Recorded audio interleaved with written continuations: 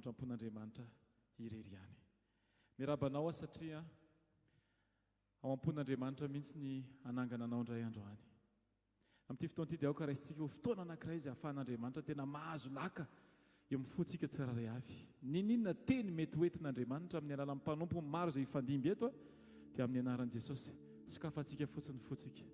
Dia afaka ny tenitsika hoe Jesosy ataovy aminay arak'izay tianao.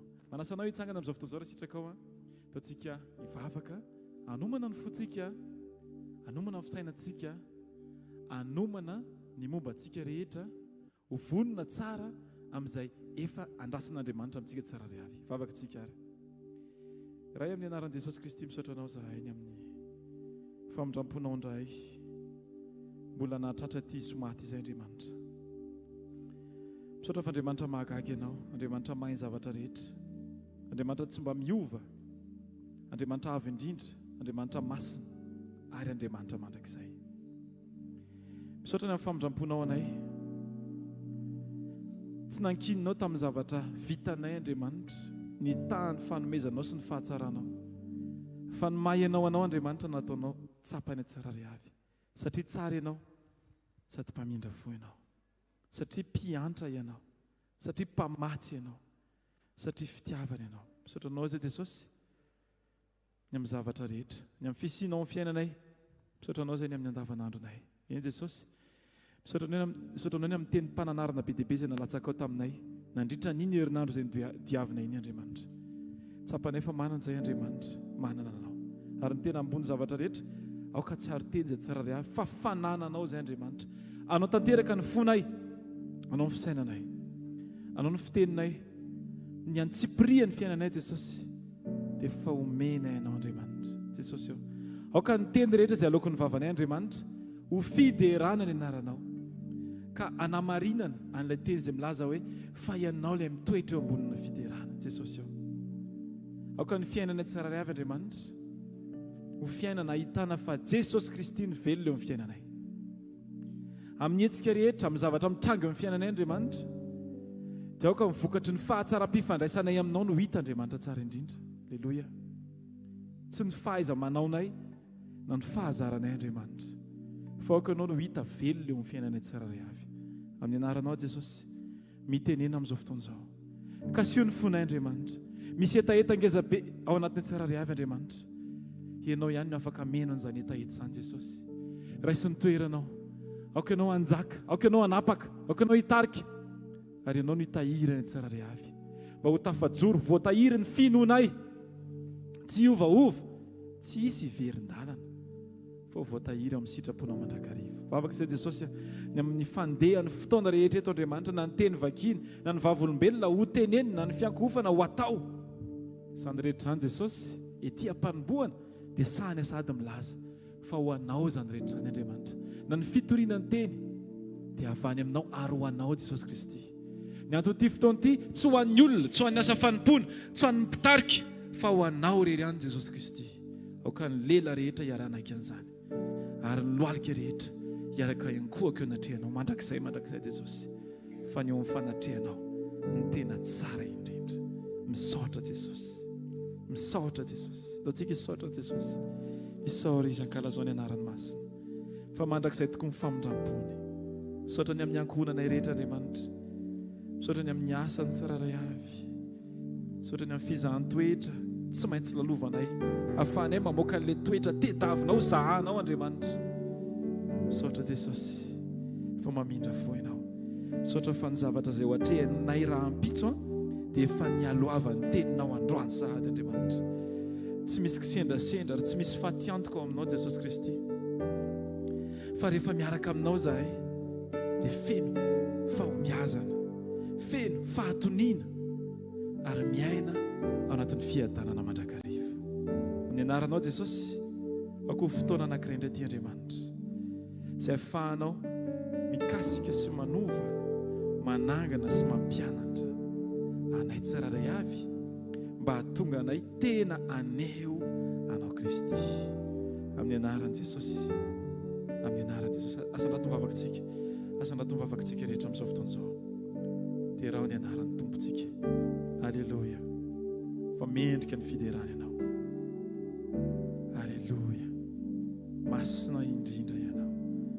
aoka ny vavanay tsy ho voasakana mandrakizay Andriamanitra.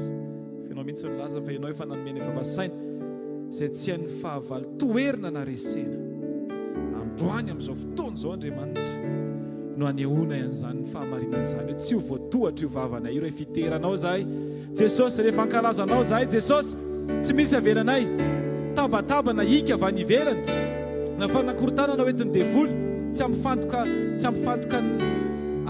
anay tsirairay avy aminao Andriamanitra. Amin'ny anarany Jesosy, aoka ny teny voaka amin'ny vavanay Andriamanitra dia teny iantefany aminao ho anao mandrakizay fa masina indrindra ianao. Amin'ny anaranao Jesosy, aleluia, amen. Asaika anao hitehaka mafy ho an'i Jesosy Kristy ety am-panombohana. Izy ny mendrika ny voninahitra, izy reriany mendrika ny voninahitra, amen. Salamo fahadimy amby roapolo vakintsika amin'ny anaran'i Jesosy. Ny salamo fahadimy amby roapolo vakintsika ny andininy voaloha, faharoa, fahatelo, fahaefatra ary fahadimy. Salamo fahadimy amby roapolo andininy voalohany ka hatramin'ny fahadimy. Raha tsika rehetra mamaky amin'ny finoana, amin'ny fifaliana, amin'ny anaran'i Jesosy Kristy manao hoe: aminao Jehovah no anandratako ny fanahiko. Andriamanitra, ianao no itikiko, aoka tsy homenatra aho, aoka tsy hifalian'ny fahavaloko aho. Eny, tsisy homenatra izay rehetra miandry anao, fa izay mivadika foana no homenatra. Ampafantaro ny lalanao aho Jehovah, ampianaro ny sitraka aho. Tario amin'ny fahamarinanao aho ka ampianaro, fa ianao no Andriamanitra ny famonjena, ianao no andrasako mandritra ny andro. Amen.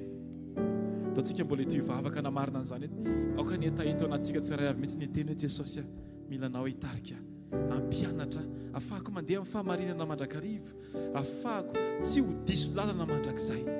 Jesosy mivavaka amin'izao fotoana izao, apetraka eo ampelantanao Andriamanitra ny lalako sy ny momba rehetra. Aoka anao nitarika Andriamanitra. Jesosy aoka ny andalana iny Andriamanitra, tsy teny mpanahina no teneniko eny am-pandehanana, fa teny mpisaorana sy teny mpiderana no afafiko eny amin'ny toerana izay aniranao Andriamanitra.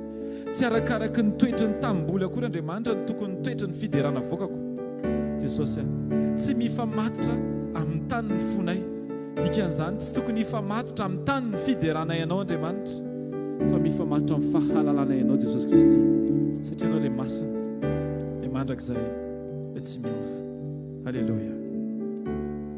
Tompo misaotra nao aho, ny fahasoavanao, nindra fonao vaovao isanandro.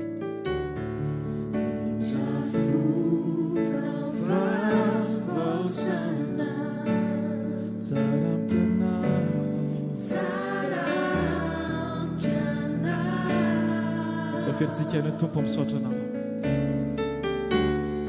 Tompo misaotra anao, ny fahasoavanao,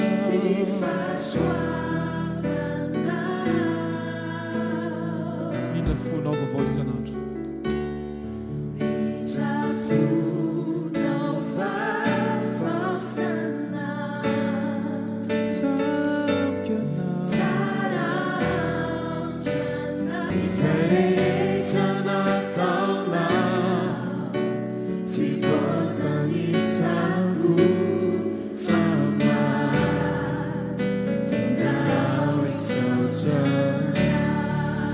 Tsika ny tanantsika dia tiantsika misaotra Jesosy.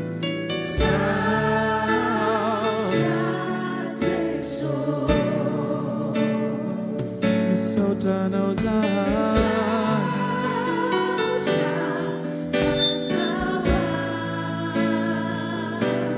misaotra anao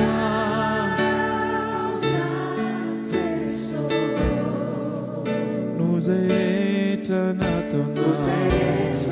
Misaotra anao, misaotra Jesosy, misaotra indrindra, misaotra,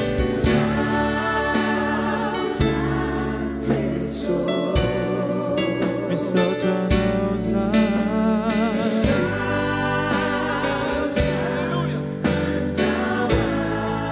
misaotra anao Tompo,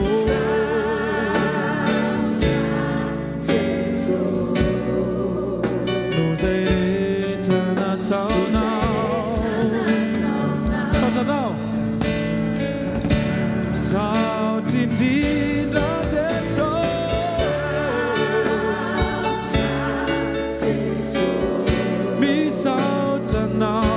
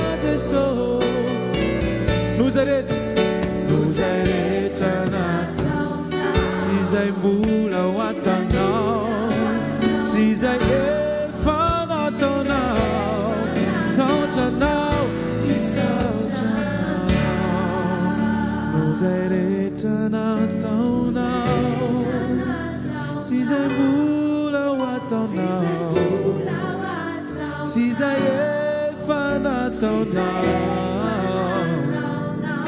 misaotranao Jesosy misaotra Jesosy misaotra ny amin'ny zavatra be dia be izay nataonao teo amin'ny fiainan'Andriamanitra misaotra Jesosy ny amin'ny fitarianao anay ny amin'ny famatsianao anay Jesosy efa tao anatin'ny fotoana anankiray tsy nahita ny mazava izay Andriamanitra fa sofa teo ianao Andriamanitra manazava ny fiainana tsirairay avy Jesosy eo amin'ny fanatrianao no misy fanovana eo amin'ny fanatrianao no misy fananganana eo amin'ny fanatrianao no misy fitehirizana eo amin'ny fanatrianao no misy ny fiainana raha vao tsy eo ianao Andriamanitra dia aoka tsy hoany koa izay Andriamanitra tsy hoany amin'ny toerana tsy misy anao izay Jesosy eo natahaka ny ahoana mety fitobahany fitahiny tany fa tsisy anao dia tsy hoany izay Andriamanitra fa hoany amin'ny toerana izay misy anao izay Andriamanitra any amin'ny toerana izay ahafahanay manakaiky anao Jesosy Kristy ahafahanay miankohaka eo anatrianao Jesosy eo hovainay mihitsy ny fonay amin'izao fotoan'izao Jesosy tsy hitady ny zavatra mety aminay fa anatanteraka n'ilay anjara efa nitendrenao ho anay tsirairay avy Andriamanitra anatin'ny fiankovana anatin'ny fiderana anatin'ny vavaka anatin'ny fiainana andavanandro Andriamanitra dia aoka Jesosy Kristy nitandrona isanandro dia ny anakaiky anao Andriamanitra hitambatra aminao Jesosy Kristy ny ametraka anao ho loharano azo antoka sady mandrakizay hitokisana tsirairay avy ho tokana fianteheranay Jesosy Kristy Alleluia vavaka Jesosy aoka tena mifonay mihitsy Andriamanitra ny vahovo amin'ity fotoana androany ity Andriamanitra Alleluia satria eo anilanao Jesosy tena mety aminay dia hitoetra eo amin'ny fanatrehanao tompono iry ny foko dia hibanjy ny indray dia hibanjy ny indray Yakugo tumchao Ewanira no phone Ewanira no phone Nanu tiku isia Yankinami ni fitiavana Sita di tueranka pasa Bachai Tumpu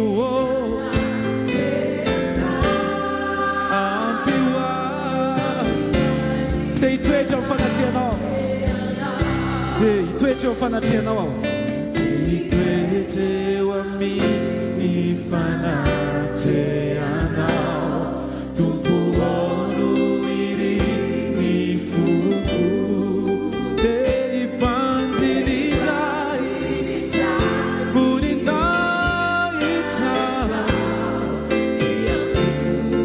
eo aniranao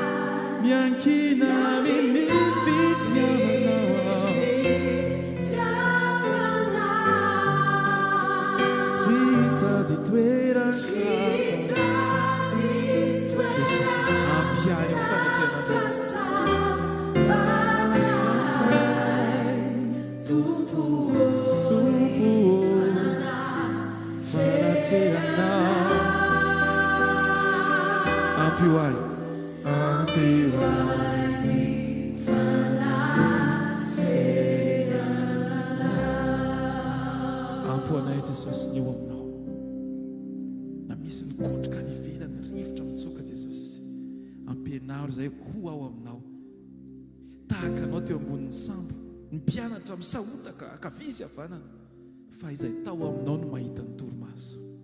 Jesosy mivavaka izay Andriamanitra. Tsy ho anisan'ny olona iray sambo aminao fotsiny izay Jesosy, fa ho anisan'ny olona tena miray aminao Andriamanitra, tena tafakambana aminao lalina dia lalina Andriamanitra. Eo amin'ny toerana izay misy anao, eo amin'ny kianja izay misy anao, eo amin'ny toeram-piderana izay tianao ametrahana anay Andriamanitra, eo no misy anay.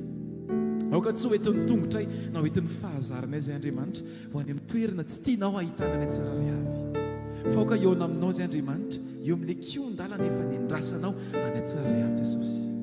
Halleluja.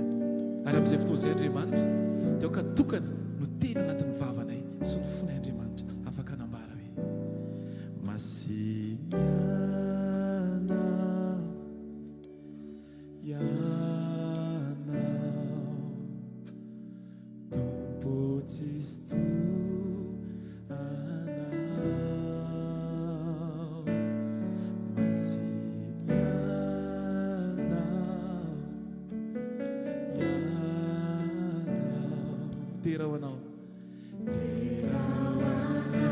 Jesosy,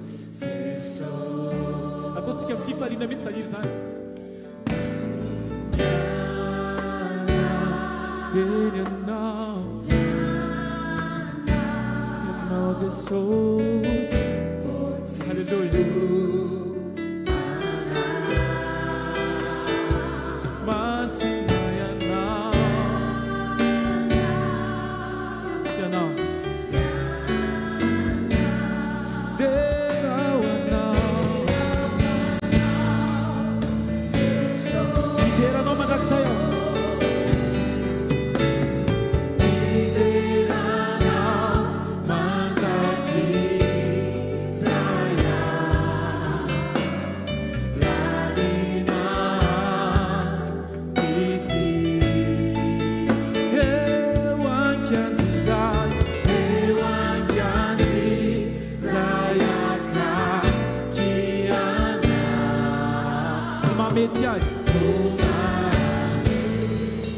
Ideranao mandrakizay aho, ideranao mandrakizay aho, mandrakizay aho,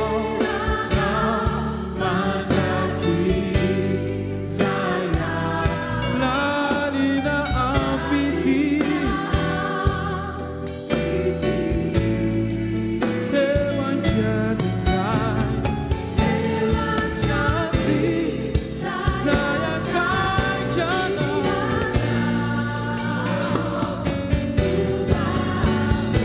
Ideranao mandrakizay aho, mandrakizay, ideranao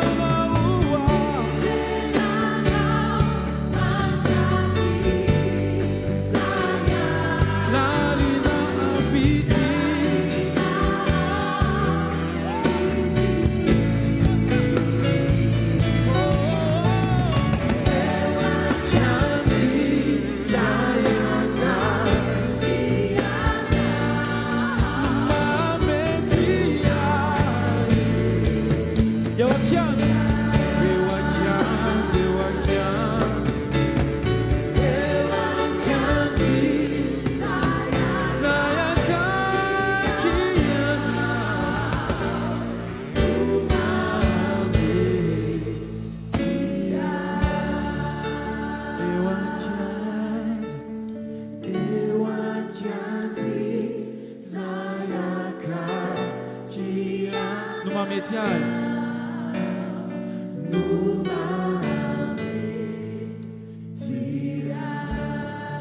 loatra ny eo fanatrehanao jesosy eo mety amiko andriamanitra satria eo ny toeram-piarovana eo ny toeram-panitsinany amiko eo ny toeram-pananganana andriamanitra eo ny toerana afahanao mitahiry any fantatro jesosy fa nanotehana efa maty ary dia afaka mitsiry eo amin'ny fanatrehanao androany andriamanitra tsy tehana andriamanitra fa olona manana safidy tsara hitoetra eo amin'ny fanatrehanao mandrakariva andriamanitra jesosy eo amboary a jesosy eo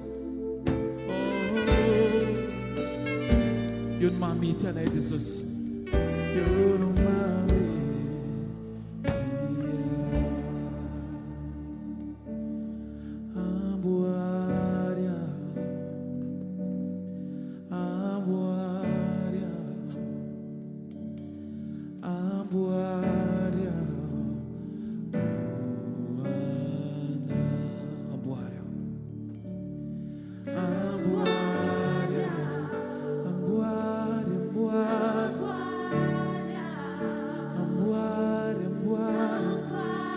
hoanao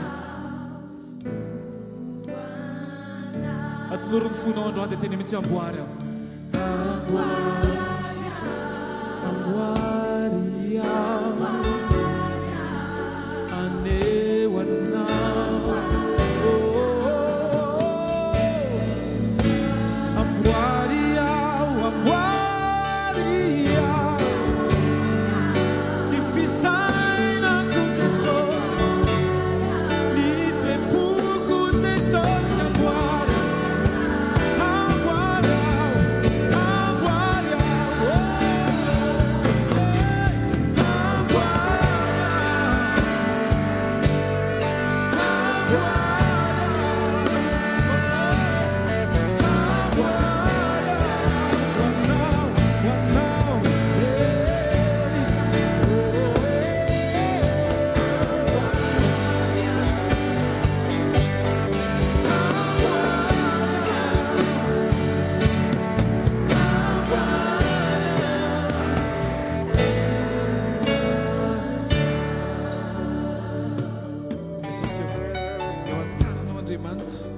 eo ampela tananao jesosy nametrany ombanay rehetra amboary aho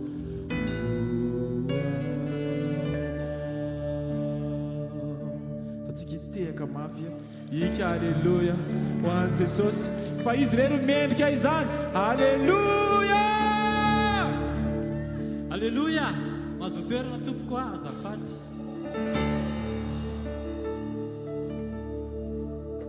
fotoantsika merena voninahitra ny jesosy ny amin'izay nataony a teo amin'ny fiainantsika tsirairay avy voninahitra ho an'i jesosy miaravantsika rehetra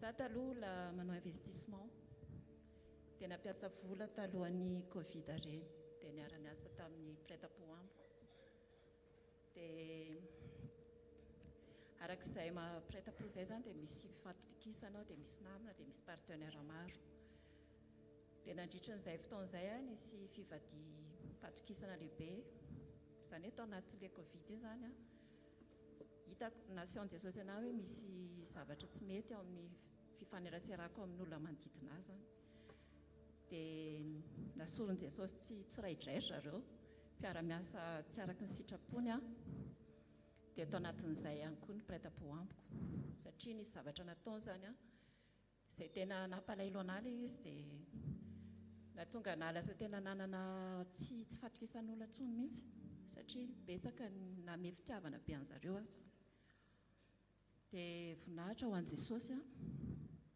io zany ohatrany hoe tokony ho any amin'ny tribonaly ohatr'izay ilay izy fa nangataka tamin'i jesosy a dia safidy amela heloka hoe jesosy a ainao ny ao aminao ny arena ao aminao ny zava-panany ambony-drindra dia nandeha sekoly a naheno tamin'ny radio ny 90.8 a dia nitaiza ilay toriteny isan'andro isaky ny 1 heure reny dia mbola tsapako hoe mbola écrit be a zany tsy manana pe mihitsy a dia iny lasa misafotofoto be na fianakaviako na prêt-à-pot lasa hitanareo rehefa misy lolo-po zany dia lasa tsy mahay mity olona ntsony ianao dia lasa miady ohatr'izany dia nisy fotoana tena niditra hôpitaly mihitsy lasa toksika aminahy dia narary dia tsy haika tapaka lalan-drasy ohatr'izany fa dia raina Jesosy fa tsy maty tao anatin'izay aho.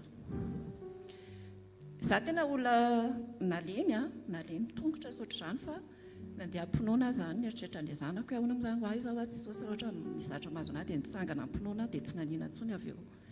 Dia tokony taizam-panafody aho izaho mandeha ampinoana ohatr'izay foana. Dia oza hoe Jesosy hainao ny zavatra rehetra fa zava-panahy zava-dehibe dia navotsitra ilay vola. Voahaingana tamin'ny alohan'ny fête de mère iny famely izahay dia voninahitra ho an'i Jesosy fa ny fifamelana manokatra varavarana maro ary indrindra varavaran-lanitra. Satria rehefa mifamely izahay dia ohatrany hoe ataon'i Jesosy mifanena, hitanao ireo olona le tsy tiako hifanenana ireny. Dia lasa ohatrany hoe asian'i Jesosy terena fotsiny mamelana ny olona io dia arahako fotsiny indraindray mbola tesitra. Za Jesosy tsy vitako, tena tsy vitako eo, tena za tsy vitako. Dia tamin'ilay ndia nisy fampianarana izay misy hoe kisendrasendra izay. Dia meme moa za dia nanantona mpanompo vavin'Andriamanitra iray teto satria henoko hoe inandray zao Jesosy tia kisendrasendra ity. Satria za zany ohatrany hoe tonga dia tsapako hoe ho anao io teny io. Dia io za Jesosy inandray zany kisendrasendra satria ny lesona rehetra hoe iainako tena mandalo zavatra be dia be amboarin'i Jesosy. Dia zavatra tena tsy zakako indrindra no fanena tampoko ny harivan'iny.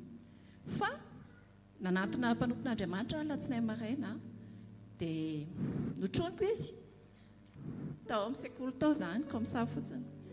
Dia manana an' Jesosy ilay olona dia henona ohatrany hoe misy Jesosy manomiany ianao. Azonareo ilay izy? Ohatrany ianao zany manana an' Jesosy dia rehefa misy olona mamiana anao dia henonao Jesosy. Zava-dehibe tao anatin'izay dia ny fahatsapako hoe ny fitiavana tsisy fetra zany. Dia tsika rehefa manome fitiavana olona foana dia tsy mahazo menomenona dia tsy mahazo manakalo an' Jesosy vola zany. Fa rehefa mifamely izay dia namangy alehavako tany amin'ny hopitaly dia jereko zareo lasa mivavaka dia kakabe nefa tsy olona mivavaka. Dia tanao ohatrany hoe namela zany dia lasa mivavaka. Misy miditra hopitaly dia misy zavatra mahazo an'zareo dia lasa mitodika amin'ny Jesosy tsiraidrairy zareo. Dia ohatr'izay ilay izy dia io zany misaotra Jesosy fa voninahitra ho azy irery ihany. Dia ny fitahim-panahy lehibe indrindra mihoatra miliara. Misaotra an'i Jesosy. Aloha tsika hiteka ho an'i Jesosy hiditra ao anatin'izay radio izay ao anatin'izay radio izay mandroso rahalahy azafady. Mandroso tompoko. Mandroso. Menatra ve? Aviva zany no miteny. Ao ary. Tain'i Jesosy rahalahy. Jesosy ny ahatonga avy any eto mpanaraka radio izy nanomboka tamin'ny mois de inona moa azafady? Teo amin'ny mois de mars avril teo eo. Mars avril dia inona no tena inona zavatra voarainao tao anatin'ilay radio, inona no nanintona anao ho ahatongavana eto?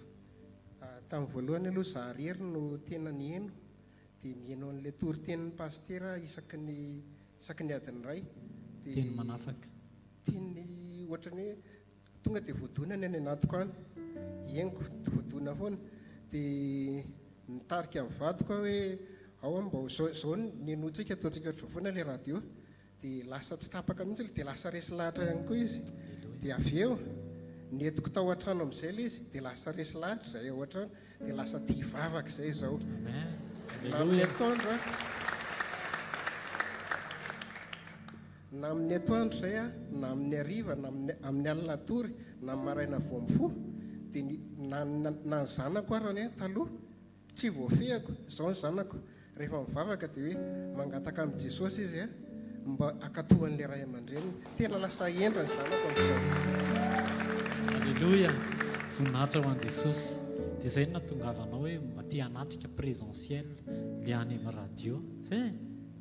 Izay zany efa nanao dingana ihany izay fa zao mihitsy zany ny fotoana. Vavahana izy dia sitrana dia miverina indray makany amin'ny dokotera. Misy dokotera zay tena hoe isaka mandeha makany izay dia tsy maintsy mahazo piqûre foana 3.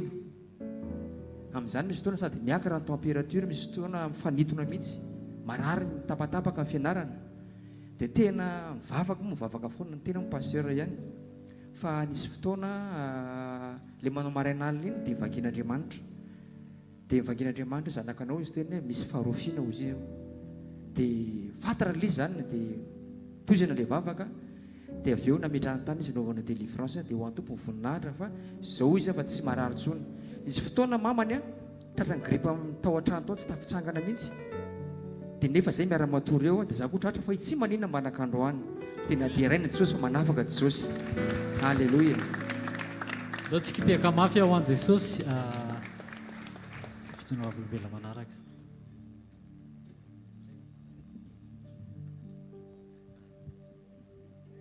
finaritra andry Jesosy ihany ny jokoko vavolombelona eto dia mialatsiny amin'ny sensibilité an'ny sasa fa naniaka tamin'ny paster Alexandre hoe setrasetraiko ilay izy fa tsy maninona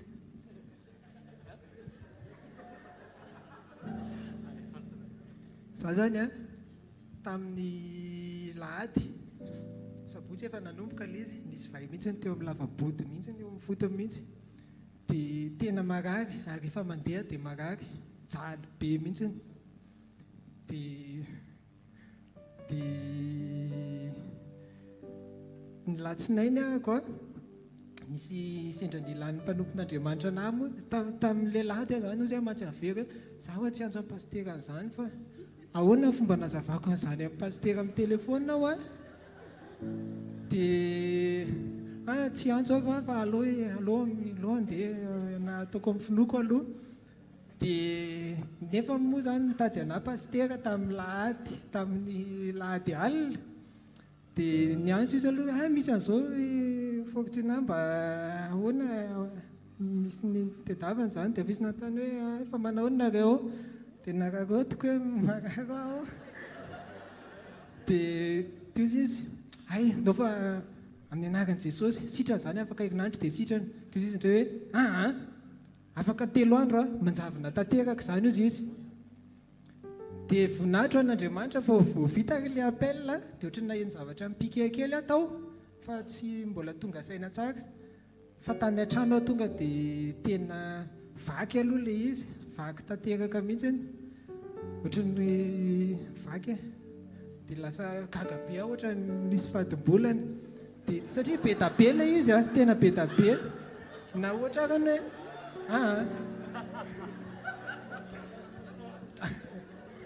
hoe tena zafady fa tsy ampime fa tena zay le ny ainako dia avy eo tena zay zany ho le valombavaka fa teony eo le izy vao vita le appel tonga dia vaky le izy nefa tena hitako tsy ngeza be mihitsy ohatra ny kanety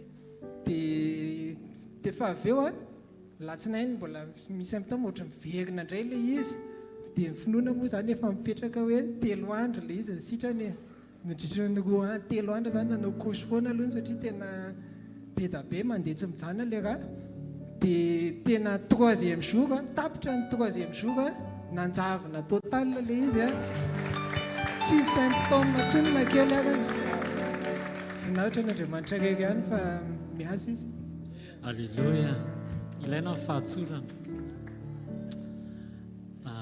fijanona volombelona farany mandroso rahalahy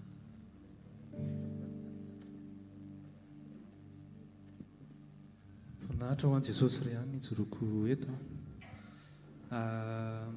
nandalo kely zany ny asako nisy fotoana nijoro vavolombelona teto hoe natsona olona avy any an-dafy dia hoe zany ny ilainy dia nanokatra karazana boaty dia toy an'ilay izy rehefa taty ariana zany rehefa tao anatin'ny taona jubilé dia nisy ny soloky le vazaha dia tonga dia niantso izy dia hoe mijanona daholo tsisy ininona tsisy préavis tsisy inona fa hoe mijanona daholo za moa miara-miasa amina rahalahy maromaro atao tanàna ihany dia tonga dia tao anatina concert anankiray satria mpiara-mihira sy mpiara-mitendry dia teneiko zareo hoe mijanona hontsika zany hoe to dia tsisy asa zany fa tonga dia chômeur dia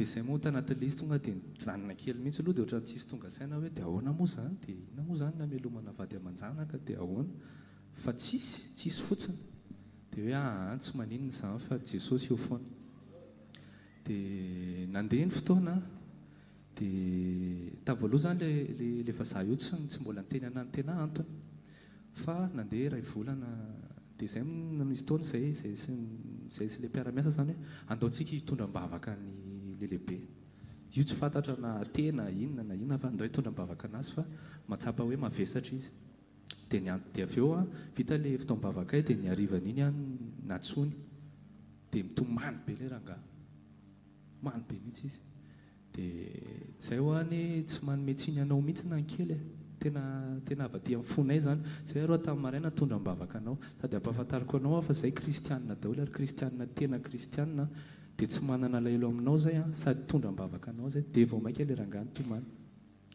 ianao tsy fantatro na kristianina za ozy izy natao mariazy tany am-piangonana fa zay ihany mahakristianina ana dia zay nampahiresiko anazy hoe Jesosy hoany le tamin'le izy teo Calvario dia ozy izy hoe raha io ora ray ihany ozy izy le izany hoe mandalo io fa aza matahotra ianao mandalo io ary na tianao na tsy tianao Jesosy tsy hamela satria le rangahy tena mahafinaritra sady tsara fo izy no sympatika izy no manana volony izy moa gendarme dia tsy maninona ho azy mitranga aza mieritreritra anay fa zay milamina dia zay amin'io tsy hoe tena milamina fa zay dia nandeha ny fotoana 2 volana 3 volana 4 volana tsisy asa manao demande naizanaiza tsisy mamaly dia nisy taona amin'izay tena maina tanteraka na sakafo ny ankizy ny apitso ary tsisy fre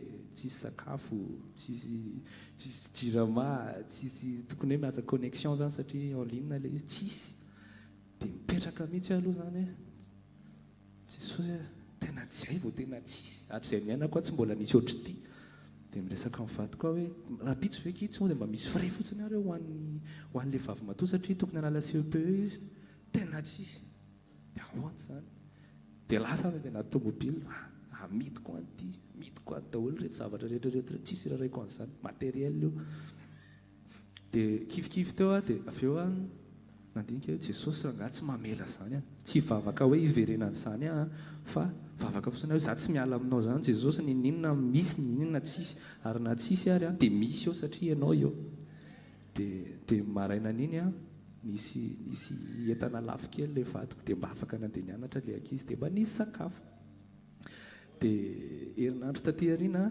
Jesosy efa hitako ianao miasa Andriamanitra velona dia niantso ana le lehibe anay zafaty fa somary lavalava kely fa miarakaraka foana mantsy le izy dia ahoana ho dia zao misy asa ozy izy fa teneny le rahalahinao fa izy miverina dia za zany hoe tondram-bavaka zany ohatrany hoe mba tokony za dia fa izy miverina izy ataontsika tonga dia plein temps mihitsy izy dia zay aloha fa mbola tsy tena manantsika fa aloha aloha izy aloha zay zany sitraponao Jesosy dia niantso ana miverina hony elahy courage be dia zay miarakoraka be teo dia mbola tsy zay dia niteny eny ao fa ataontsika adiny 5 isan-kerinandro ianao miasa dia zay fa zafenoana be fa mavesatra be amin'ilay société eny ary mety zany fa sara zany dia vita zay dia tateriana dia nisy nandefa dia ohatra le tamin'iny zany nisy nandefa message aho hoe misy asa farak'izay tsara karama fa za tsy pisy mihitsy dia niteny tamin'ny vady koa hoe io jerendry io misy asa dia ahoana nataontsika amin'io dia le vadiko nahita izy tena mety be io sisa dia za tsy tena pisy fa voly io dia alao atao aloha dia za afaka miaritra fa tsy maninona fa heretako izay mainga eo dia nireniko miresaka tamin'ilay olona dia rehefa niresaka tamin'ilay olona fa ohatrany efa ok daholo dia tamin'ilay anankiray taloha rehefa teneko hoe za ohatra mety hijanona fa le volan'ilay ary zao dia ny anao ohatrinona dia ahoana dia teny tsotra moa izy tena hoe tsotra anao izy raha mahasola izy fa aza mandeha lavitra fa mba mifampiantoantsika fa zavatra niarana tsangana io dia ohatra nefa somary courage kely zany hoe raikitrareikitra dia rehefa natao ilay izy dia tsy raikitra dia teo indray zany dia ahoana indray zany Jesosy faravola dia efa ho avy nefa ny tomanana zany tena somary manify dia niteny tamin'ilay lehibe anay aho hoe tsy raikitra ho ilay izy fa tsy maninona fa eto ihany aloha dia izay fanapitsika eo dia niteny amin'izay izy hoe zao ary ao fa tadiavako zavatra ianao dia nitadiavadiava ny zavatra teo aloha ianao izy tonga dia ataontsika plein mihitsy fa tsy maninona fa izay fandehany eo fandehany dia lasa miverina tamin'ny voalohany aho zany dia roa herinandro teo izay dia ny farany nisy ny antso indray nisy ny antso azy zany ianao ilaiko teo indray aho zany hoe tsy tany amin'le branche nanaovako postulé sy ny sisasisa fa olona tsisy idira mihitsy ny antso anahy izy hoe mila anao fa hitako tanatin'ny recherche ianao dia ianao profilanao rery nipotra teo dia natsoky ilay olona niara-niasa taminao dia hoe mety be ianao dia ianao mihitsy ny ilaiko dia izay teneninao anahy eo dia mety amiko zany hoe tao anaty fahamainana zany 0 dia namen'Andriamanitra double portion dia tena hoe Andriamanitra velona reto tsy miova izy dia tsy mahazo kifikifitsika surtout hoe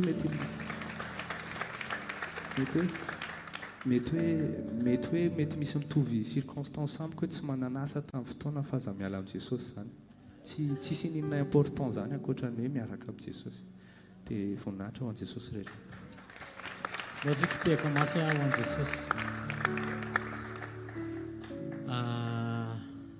daolotsika hitsangany Jesosy daholo ny ao ambadika zany sy izy ny nanao an'izany Jesosy no mikasika amin'ny fomba mpanompony anao teny manafaka Jesosy no mampitondra teny ny ambava amin'ny mpanompony Jesosy no misafidy ny olona henony teny dia mitona ny olona hoe eo amin'ny fanatrehan'Andriamanitra Jesosy no mampitsahatra aretina mety hoe zavatra miverimerina foana mety efa nitsaboana fa aza miala amin'ny Jesosy rehefa ozy Jesosy hoe misy fanahy inona moa izy teo farofy ao dia matoa izay ciblé ilay izy dia hiala ny anaran'izay dia le vai tary amin'ny lavaka tena hoe Jesosy miteny 3 andro io dia maina 3 andro io dia miala dia niala 3 andro tsy nihoatra ary tsy latsaka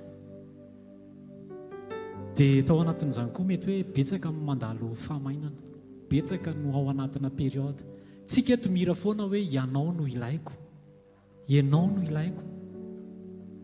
tsy hoe mila an' Jesosy hamaly vavaka fa cœur sincère miantso mila an' Jesosy dia Jesosy indray mikasika fon'ny olona hoe ino ny ilainao iny vandany iny atsy dia ampahery antsika fa tsy mandeha rery tsika fa misy Jesosy tsy mandeha rery fa aza ankinina amin'ny circonstance tao anatin'izany koa toe-po mahay mamela heloka mety sarotra le izy mety mafy le izy fa andaontsika tena hoe amin'ny mezy takiany Jesosy fotsiny andaontsika tsy ady amin'ny teny fa andao hiady amin'ny tena antsika hoe izao ny takiany Jesosy dia mety mafy le izy ranga fa andao ranga votsitrany sahoana ve andaontsika hisotra an' Jesosy fa Jesosy daholo ny ao ambadika izany asandrato ny tananao dia omeo voninahitra Jesosy ray amin'ny anaran'i Jesosy misotra mankasitraka anao ny amin'ny toe-javatra maro lalovanay avelanao lalovanay fa miaraka amin'ireny toe-javatra ireny Jesosy dia misy teny alefanao na mieloha na ao anatin'ilay toe-javatra lalovana na ao aorian'ilay toe-javatra satria te hiseho ianao fa ianao miantoka ny fiainanay misaotra Jesosy fa tsy avelanao zay hitodika any amin'ny situation na misy zavatra eo na tsisy zavatra fa tianao azo antoka hoe velona eto amin'ny fiainanay tokoa ve ianao Jesosy ampianaro mandrakarivo izay amin'ny alalan'ny teninao amela heloka aheno anao anatin'ny teny aheno anao sy ankatoa araka izay voalazany teny Jesosy misaotra Jesosy fa ianao manokatra lalana misaotra Jesosy fa ianao manasitrana ny aretina misaotra Jesosy na aretina miverimberina io na 3 andro dia ianao foana miantoka ny fanasitranana an'izany misaotra Jesosy fa ianao no izy sy ivo ny zavatra rehetrarehetra ianao no ilanay tsy avelanao zay hiankina materiel fa tianao zay hitodika aminao misaotra Jesosy amin'ity taonjobily ity fa zay rehetra nolazainao dia tsy mihoatra n'ity taon'ity fa ao anatin'izany rehefa mankatoa zay dia misitraka an'izany ray amin'ny anaran'i Jesosy mivavaka ho an'ireo olona manana aretina rehetra na vai any amin'ny faritra ambany na any amin'ny fipetrahana sy any amin'ny vatany amin'izao fotoana izao aoka izy ahitanao ao anatin'ilay izy Jesosy tahaka ny nanasitrananao ny vaitao amin'ny tonton fortuna no ahafahanao manao anjany eo amin'ny fiainany. Mankasitraka ray amin'ny anaran'i Jesosy amen amin'ny anaran'i Jesosy amen. Andao tsika tehaka mafy ho an'i Jesosy. Alleluia. Andao tsika isotra an'Andriamanitra mifotsika manontolo amin'ity takarivo ity. Velona Jesosy. Mafantatrareo ve fa ny zavatra rehetra izay mitranga eo amin'ny fiainantsika dia tsy misy kisendrasendra fa Andriamanitra miasa mikasika antsika manokana izany ary manan-javatra lazaina amintsika izy matoa manefa izany eo amin'ny fiainantsika tsirairay avy.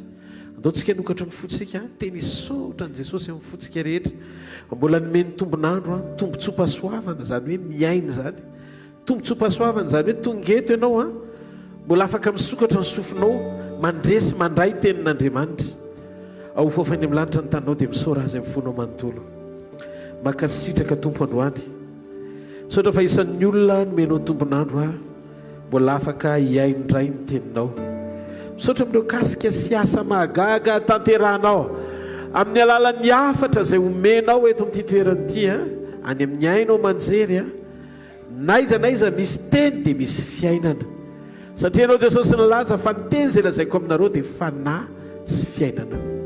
Misaotra mikasika sy fanovampiainana na amin'ny fanasitranana na amin'ny fananganana amin'ny fampaherezana amin'ny fampijoroana amin'ny fitehirizana amin'ny fierovana ho anao rery ny voninahitra ilay Andriamanitra tompony teny sady teny velona miaina ao amin'ny fiainanay azo sampahitanana.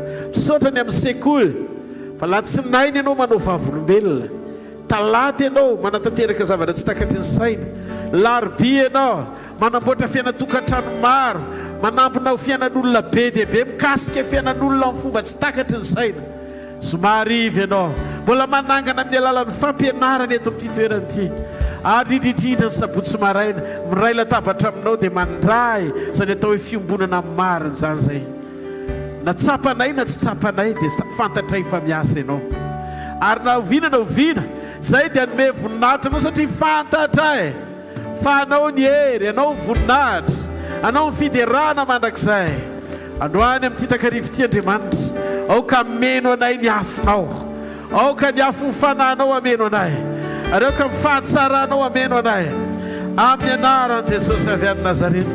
Halleluja.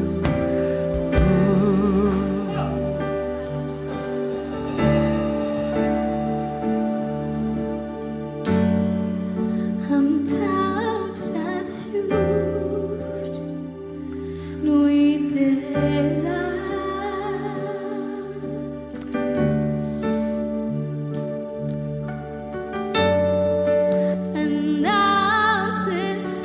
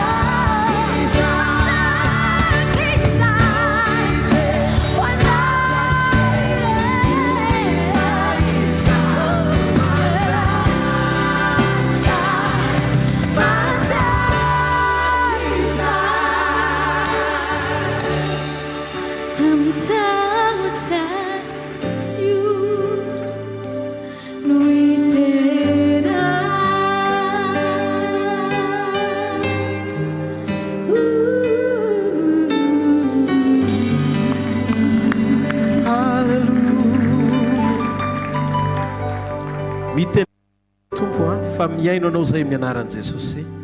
Amen. Mahazo toerana toko miarabantsika tsirairay avy amin'ity takarivo ity ao anatin'ny takariva andraisantsika fampianarana. Fampianarana ilay izy ny amin'ny zava-miafina mahakasika momba ny afon'Andriamanitra. Rehefa miresaka momba ny afo ny Baiboly, dia jerentsika manomboka amin'ity takarivo ity indray ny hoe inona ny zava-miafina ao ambadiky ny afon'Andriamanitra. Luka 7:9. Amin'ny anaran'i Jesosy. Dia namaly Jaona ka nanao tamin'izy rehetra hoe, zaho manao batisanareo amin'ny rano, fa avy izay mahery noho izaho ka tsy mendrika haman'ny fiakapany aza, ary izy nanao batisanareo amin'ny fanamasina sy ny afo. Ao a Jaona mpanao batisa dia olona anankiray nanambara ny fahalebiazan'i Jesosy izay avy tahoriny raha oharina amin'ny tenany. Jaona tehitena ny olona anankiray izy dia tsy afaka nome afa-tsy izay zavatra ananany. Za Jaona hatreo amin'ny rano ny fatrako, izany mahatonga ny rahana ho any anefitra satria rano no ananako. Fa za tsy manana fahefana no batisa nareo amin'ny fanasy ny afo satria tsy nomena azy zany. Fa misy izy Jaona izay avy ao aoriako, izy tsy nanao batisa amin'ny rano tahaka izay ataoko, fa izy nanao batisa nareo amin'ny fanahy sy afo.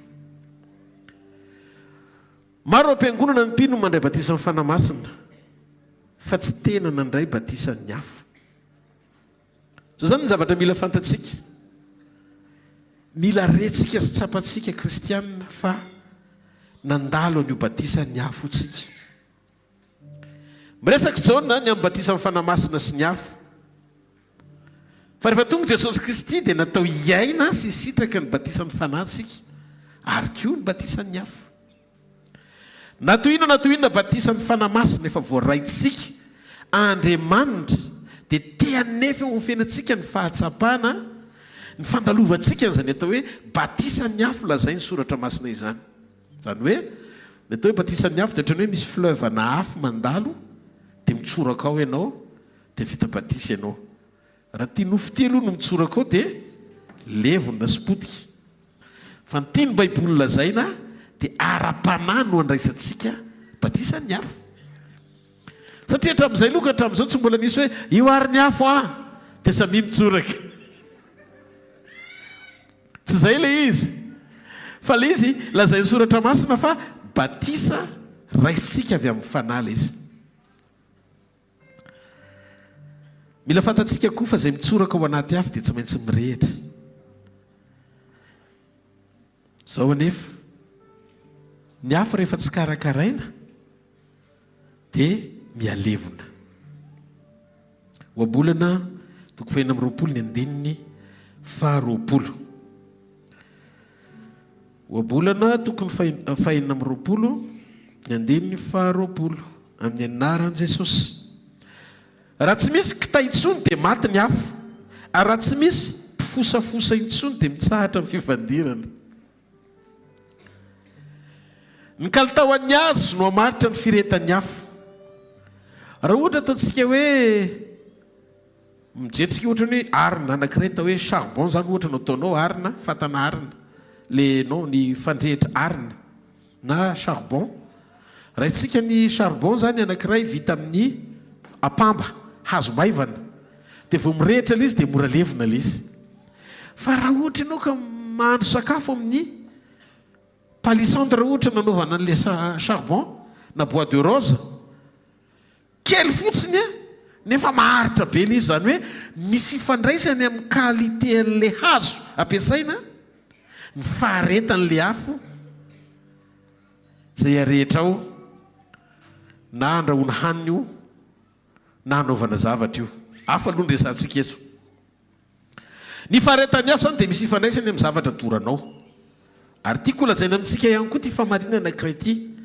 Ny azo dorana dia tsy antenainao anaovana fanaka intsony, fa afoinao toy ny sakrifisy irehitra ho amin'ny tanjona ilanao an'le afo. Ianao zany tsy possible raha milaza hoe za sady tianao fanaka amin'le hazo tiako ho dorana, fa na le izy doranao dia tsy vita le fanaka, na le izy ataonao fanaka fa tsy mandotra, afa ho kitay ianao. Mila fantatsika ihany koa fa ny afo tsy mitsiranoka, tsy liquide izy koa tsy vangana solide, izy koa tsy gazy, tsy voasokajy ao anatin'le hoe matiera zany ny afo. Raha ohatra ka fizisianina ny olona anankiray dia tsy tafiditra ho isan'izay amin'ny tontolo ara-pijika ny afo ka nisokajiana ho isan'ny matiera hoe fampiasa, ohatrany hoe matiera ohatrany hoe mitsiranoka, gazy sy solide.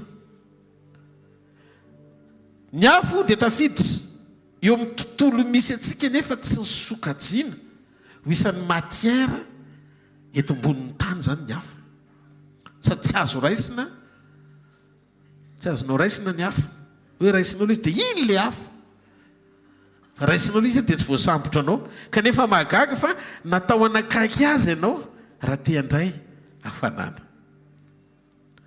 Raha dika nisokajiana ho toy ny zavatra tsy avy eto ambonin'ny tany satria tsy voasokajy eo anatin'ny matiera ny afo, fa vokatra avy amina réaction ny fisiny. Rehefa mirehatra ny zavatra anankiray dia miteraka-afo izy, réaction zany. Mila azontsika fa ny afo dia tsy avy eto matoa tsy voasokajy teto le izy, tsy avy eto tany zany ny afo fa manana ny toerana izay niaviana izy, fa tonga eto koa zany ny afo amin'izay antom-pisiny ilany azy.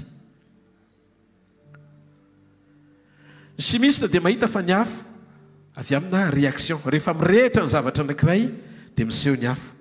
Ka rehefa mahita afo ianao zany dia tsy action le izy fa réaction le izy. Raha miresakitsika amin'ny ara-panahy mikasika momba ny afo eo amin'ny olona iray dia réaction lanitra miditra tsehatra eo eto an-tany amin'ny alalan'ny olombelona izay mangetaeta an'Andriamanitra sy ny fiasan'ny fanahiny. Zany hoe raha diky ny afo dia réaction any lanitra mamaly ny etaetan'ny olona eto ambonin'ny tany tianana firehetana avy amin'Andriamanitra. Ara-baiboly ny afo dia maneho endrika somary misimisy ara-panahitra any raha jerentsika ny testamenta taloha. Jerintsika aloha zao ny afo anankiray, inona ny dika ny afo ara-baiboly, inona ny antony, inona ny filazan'Andriamanitra momba ny afo ao amin'ny tenin'Andriamanitra ara-baiboly. Ny afo dia fitaovam-panadiovana na instrument de purification.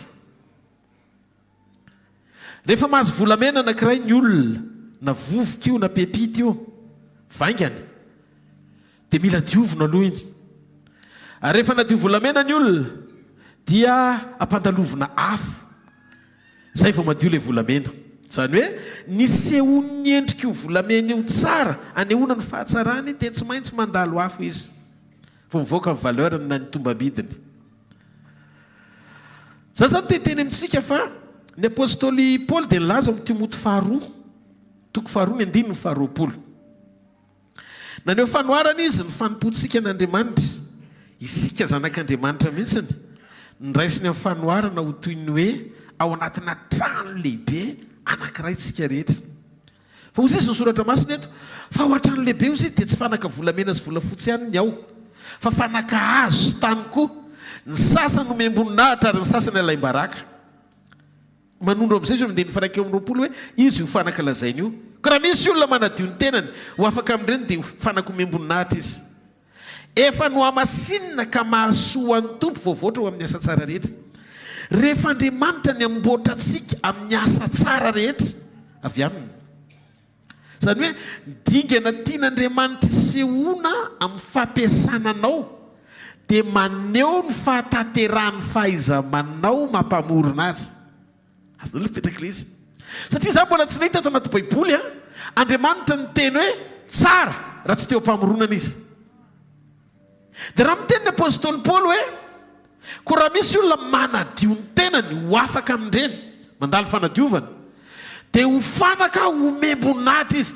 Andriamanitra dia te ahitantsika ho fanaka homembonahitra no amasinina mahasoa an'Andriamanitra voavoatra namboarin'Andriamanitra ho amin'ny asa tsara rehetra. Raha tiantsika izany no tonga fanaka homembonahitra dia mila mandalo fanadiovantsika. Ny olombelona rehefa diovan'Andriamanitra dia mandalo afo izy. Zay le batisa. Mandalo afo. Ny antony afo izay lalovantsika avy amin'Andriamanitra tsy voatery afinaritra zany hoe mahamahay izany, maharary. Fa Andriamanitra te hanova endrika anao satria misy dingana tiany hanehoananao atratra ny fatra ny fahatsarana tiany hisehoany eto ambonin'ny tany amin'ny mahazanany ianao. Misy zavatra zany tsy mety amin'Andriamanitra ho fiainan'ny olona anankiray. Dia zay mahatonga an'Andriamanitra mamboatra sy mandio an'io olona io hifanaraka amin'ny antom-pisiana tian'Andriamanitra hitondrana azy sy sehoana amin'ny alalany. Tsy maharety eka ao an'Andriamanitra. Zavatra anankiray tena sarobidy zany dia alefa ao anaty afo arendrika. Ohatra mahita amin'ny fiainanao zany alefany dia arendriny ao anaty afo aloha. Sainao anie zany. Ny ten'Andriamanitra anaty Baiboly dia milaza ny fitaovam-panadiovana. Misy ny fitaovam-panadiovana ato anaty Baiboly. Rano amin'ny teny. Diovina amin'ny rano amin'ny teny tsika izy ny boky Efesianina. Dia misy koa ato hoe diovina amin'ny rano Jesosy ny feo fieritreretana. Ny fahotatsika diovina amin'ny rano Jesosy fitaovam-panadiovana ara Baiboly daholo zany. Ny afo dia nataon'Andriamanitra andio atsika. Izany hoe batisan'ny afo andio atsika. Izany hoe misy dingana sy tanatohatra hitonan'Andriamanitra ao anaty fanadiovana. Nefa ireo fanadiovana rehetrarehetra ireo dia tsy maintsy lalovantsika mba hanehoana atsika eo amin'ilay tena endrika mahazanaka ankasitrahan'Andriamanitra atsika mendrika ho an'ny asa tsara rehetra izay tian'Andriamanitra hisehoana sy ampiasana atsika eto ambonin'ny tany. Voalohany, Andriamanitra dia teo haneho ny tenany amin'ny alalan'ny fisianao hita maso eto ambonin'ny tany. Raha izay. Faharoa, Andriamanitra te hanao ny asany amin'ny fisianao eto ambonin'ny tany. Zavatra anankiroa zany ireo zavatra tian'Andriamanitra hanehoana antsika ireo. Fa manino isika ny diovina? Numéri toko faha 1:7 Numéri toko faha 1:7 Teny zavatra rehetra izay maharitra afo dia ataovy ao amin'ny afo dia adio. Kanefa ho diovina amin'ny rano fanadiovana koa izy. Ary izay rehetra tsy maharitra afo kosa dia ataovy amin'ny rano ihany. Dia teo voataitra fa ny olona mandalo afo dia izay olona mahazaka an'izany ihany. Tsy natao an'ny rehetra ny afo. Izay no mahatonga Baiboly milaza tsy ary fanaka volamena sy volafotsy daholo izy ny ao an-trano. Batisan'ny afo tsy natao an'ny olona rehetra. Fa hozy Andriamanitra tamin'ny Mosesy hoe izay maharitra sy mahazaka afo ihany diovina, fa izay tsy mahazaka rano ihany. Aza terenao amin'ny afo izay tsy mahazaka afo, aleo amin'ny rano ihany izy dia ampy. Dia ianao zany mahatsapa hoe fanaka iza ary ahako, tanimanga sa hazo sa volamena sy volafotsy. Misy olona mandalo fanadiovana amin'ny rano fotsiny fa tsy afo. Ary hitan'Andriamanitra fa tsy zakanao satria rehefa tonga ny afo dia mitsoaka ianao. Misy karazana sedra, ny olona anankiray vao mandalo sedra kely dia miala. Andriamanitra mitady lehilahy sy vehivavy mahazaka afo. Vonina hiatrika, amaky, ahazaka afo. Hozy Andriamanitra tamin'ny Mosesy hoe raha biby mamaky afo dia may. Legioma koa tsy azo doranao anaty afo. Fa rehefa mandio an'ireny ianao dia mirano ihany. Fa rehefa andio volamena ianao tsy zavatra mivangana mafy tsara, dia arakaraky ny ampandalovanao afo azy no mampura azy, izany hoe mampadio azy tsara sy mampitombo ny tombam-bidiny na ny valeurany. Maro amintsika indraindray no mivavaka hoe diovy Andriamanitra, fa rehefa tonga ny sedra mamotsitra indray satria io afo misy ny antsoina ao anaty baiboly hoe afo ny fampahoriana, afo ny sedra. Maro ny olona mangetaheta dingana avo sy fitombona miaraka amin'Andriamanitra, fa rehefa tonga ny afo fandiovana, io le antsoiny katolika hoe afo fandiovana, tsy aoriana ny fahafatesana ny afo fandiovana, fa eto ambonin'ny tany ianao mbola velona no diovin'Andriamanitra. Betsaka ny olona mamotsitra rehefa mandala n'io afo ohatra rehefa mahatra ny fotoana zany zao saorako an'Andriamanitra zao le fijoroany mihaja teo, misy nalalalovana indraindray ohatra ny somary maina sy takana tampoka zany izy fa tsy namotsitra izy natany amin'ny dezera azy, nifikitra izy tamin'i Jesosy hatramin'ny farany, dia hozy izy Andriamanitra nijery azy. Ataoko double portion nomeko anao. Le double portion zany le vokatry le zavatra nitakiny tamin'le zavatra nilainy fanaraka tamin'izay zavatra nandrasany, dia nomen'Andriamanitra surprise tsara izy. Ka matetika ny afo sy ny fanadiovana antsika tsy eo amin'ilay fahafenon'ny zavatra ilaintsika mahatonga antsika hisotra an'Andriamanitra eny, satria izay nilainao dia tonga teo amin'ny fiainanao, fa ao anatin'le sedra heverinao fa mahamaina faninjena somary maharitra ny fisehoany. Ary rehefa ianao zany manomboka tsy olona ny sokajianao toy ny volamena dia mivadika tamin'Andriamanitra ianao, lasa nitady olona na nanompo sampo, satria terenofo hiala amin'ilay fananganana mba tsy hatonga anao ny amin'ilay objectif sy ilay tanjona tian'Andriamanitra hitondrananao, anehoananao mamiratra vonona amin'ny asa tsara rehetra. Isika indraindray tsy maharitra ny somen'Andriamanitra sy ny manonao antsika dia lasa mitady olo-kafa anombana ny anjara voatendry. Mila faharetana ny fanefenao anaty afo. Misy olona indraindray rehefa hoe teo misy opportunité misokatra, fa raha nanao ty diplôme ty dia omenanao le izy dia lasa manao diplôma fosika. Fa nahoana ianao tsy manaiky hoentin'Andriamanitra ao anaty afo, fa maninona ianao ny mionona fotsiny ao anaty rano. Ny afo dia natao ho an'ny olona sarobidy. Fantatr'Andriamanitra fa misy tontolo-pahatsarana toy ny endriky ny volamena ao anatinao, ary ny olony fahalehibiazana rehetra dia mila miomana ho an'ny afo fandiovana avokoa. Mila fantatsika fa talohan'ny seho ny voninahitr'Andriamanitra tao amin'ny tempoly tamin'ny andron'ny Solomona mpanjaka dia afo aloha vao voninahitra. Talohan'ny latsahan'ny orana ny antona tamin'ny andron'ny Elipa aminany dia tsy maintsy ny loava ny afo aloha vao oram-batravatra. Raha oram-batravatra no ilainao dia ekeo aloha ny fisian'ny afo mialohan'izany. Ny afo tsy tonga hatsapahanao zavatra fotsiny fa tonga izy anadio anao. Rehefa mandalo afo ny volamena dia lasa no fasika, lasa ny loto rehetra. Ny volamena tsy tavela miaraka amin'ny loto, fa lasa daholo aloha reny vao petraka ny tombam-bidy sy akanto ary atsara n'ilay volamena, atao hoe volamena pure. Ary arakaraky ny toeran'ny volamena ao anaty afo izy ny mpandrendrika, ny mahalasa ny loto. Ny dikan'izay miaisotra tsara ny loto dia aseho ilay valeur sy ilay tombam-bidy mahavolamena azy. Mahafantatrareo ve fa misy loto tian'Andriamanitra hoe sorony eo amin'ny fiainantsika. Raha dika ny kalitao amin'ny fahadiovanao dia miankina amin'ny afo ny lalovanao sy ny ekenao andioanao. Dia teny aminao aho hoe natao marary aza aloha aza mamotsitra izany. Mety veriny rehetra ianao tonga eto androany, mety efa tonga ho isan'ny olona tsy manana nininina koa, nandray ary ohatry mahatsiaro tena hoe voahiliko izany, tsy manino izany, aza mamotsitra. Mitoera tsara ao amin'ny afo, omeo voninahitra Andriamanitra fa aza mihempotra mihitsy.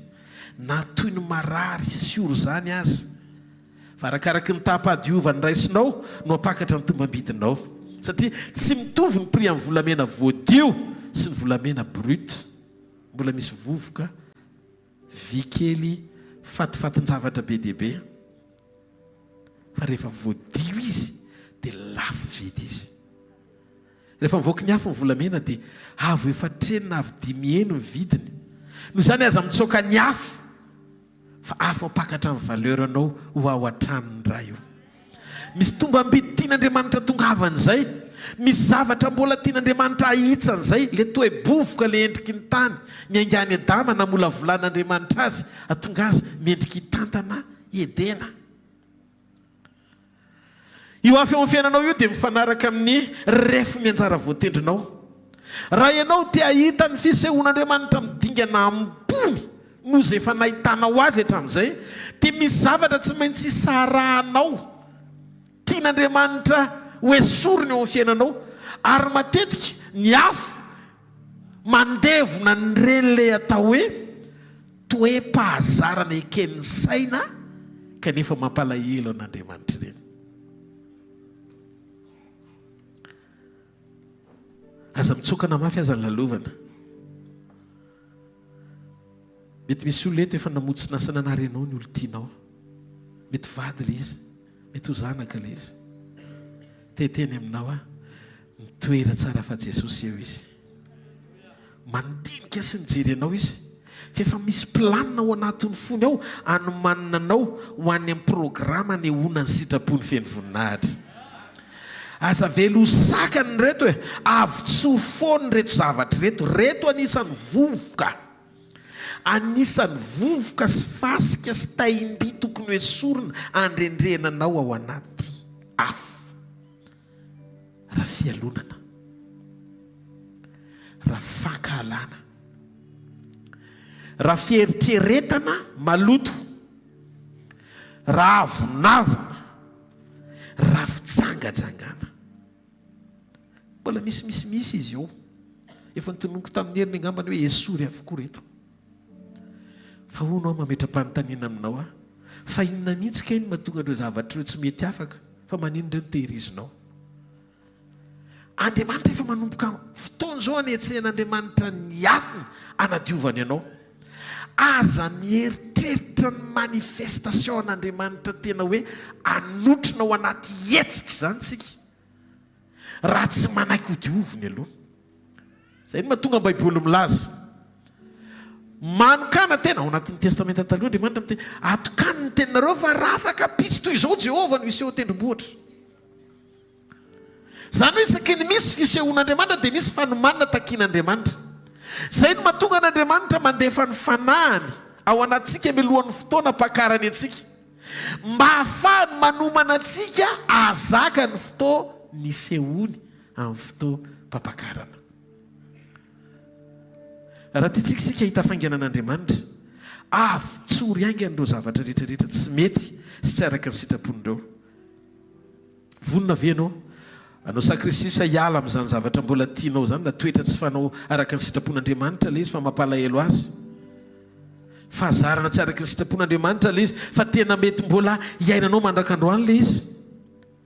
Teteny aminao a, matetika ny antony faharetan'ny afim-pisedrana dia ny amafisan'ny fotsy mety mijoro handray fanovam-piainana avy amin'ny tenin'Andriamanitra ho anao. Zakaria 3:7 amin'ny anaran'i Jesosy.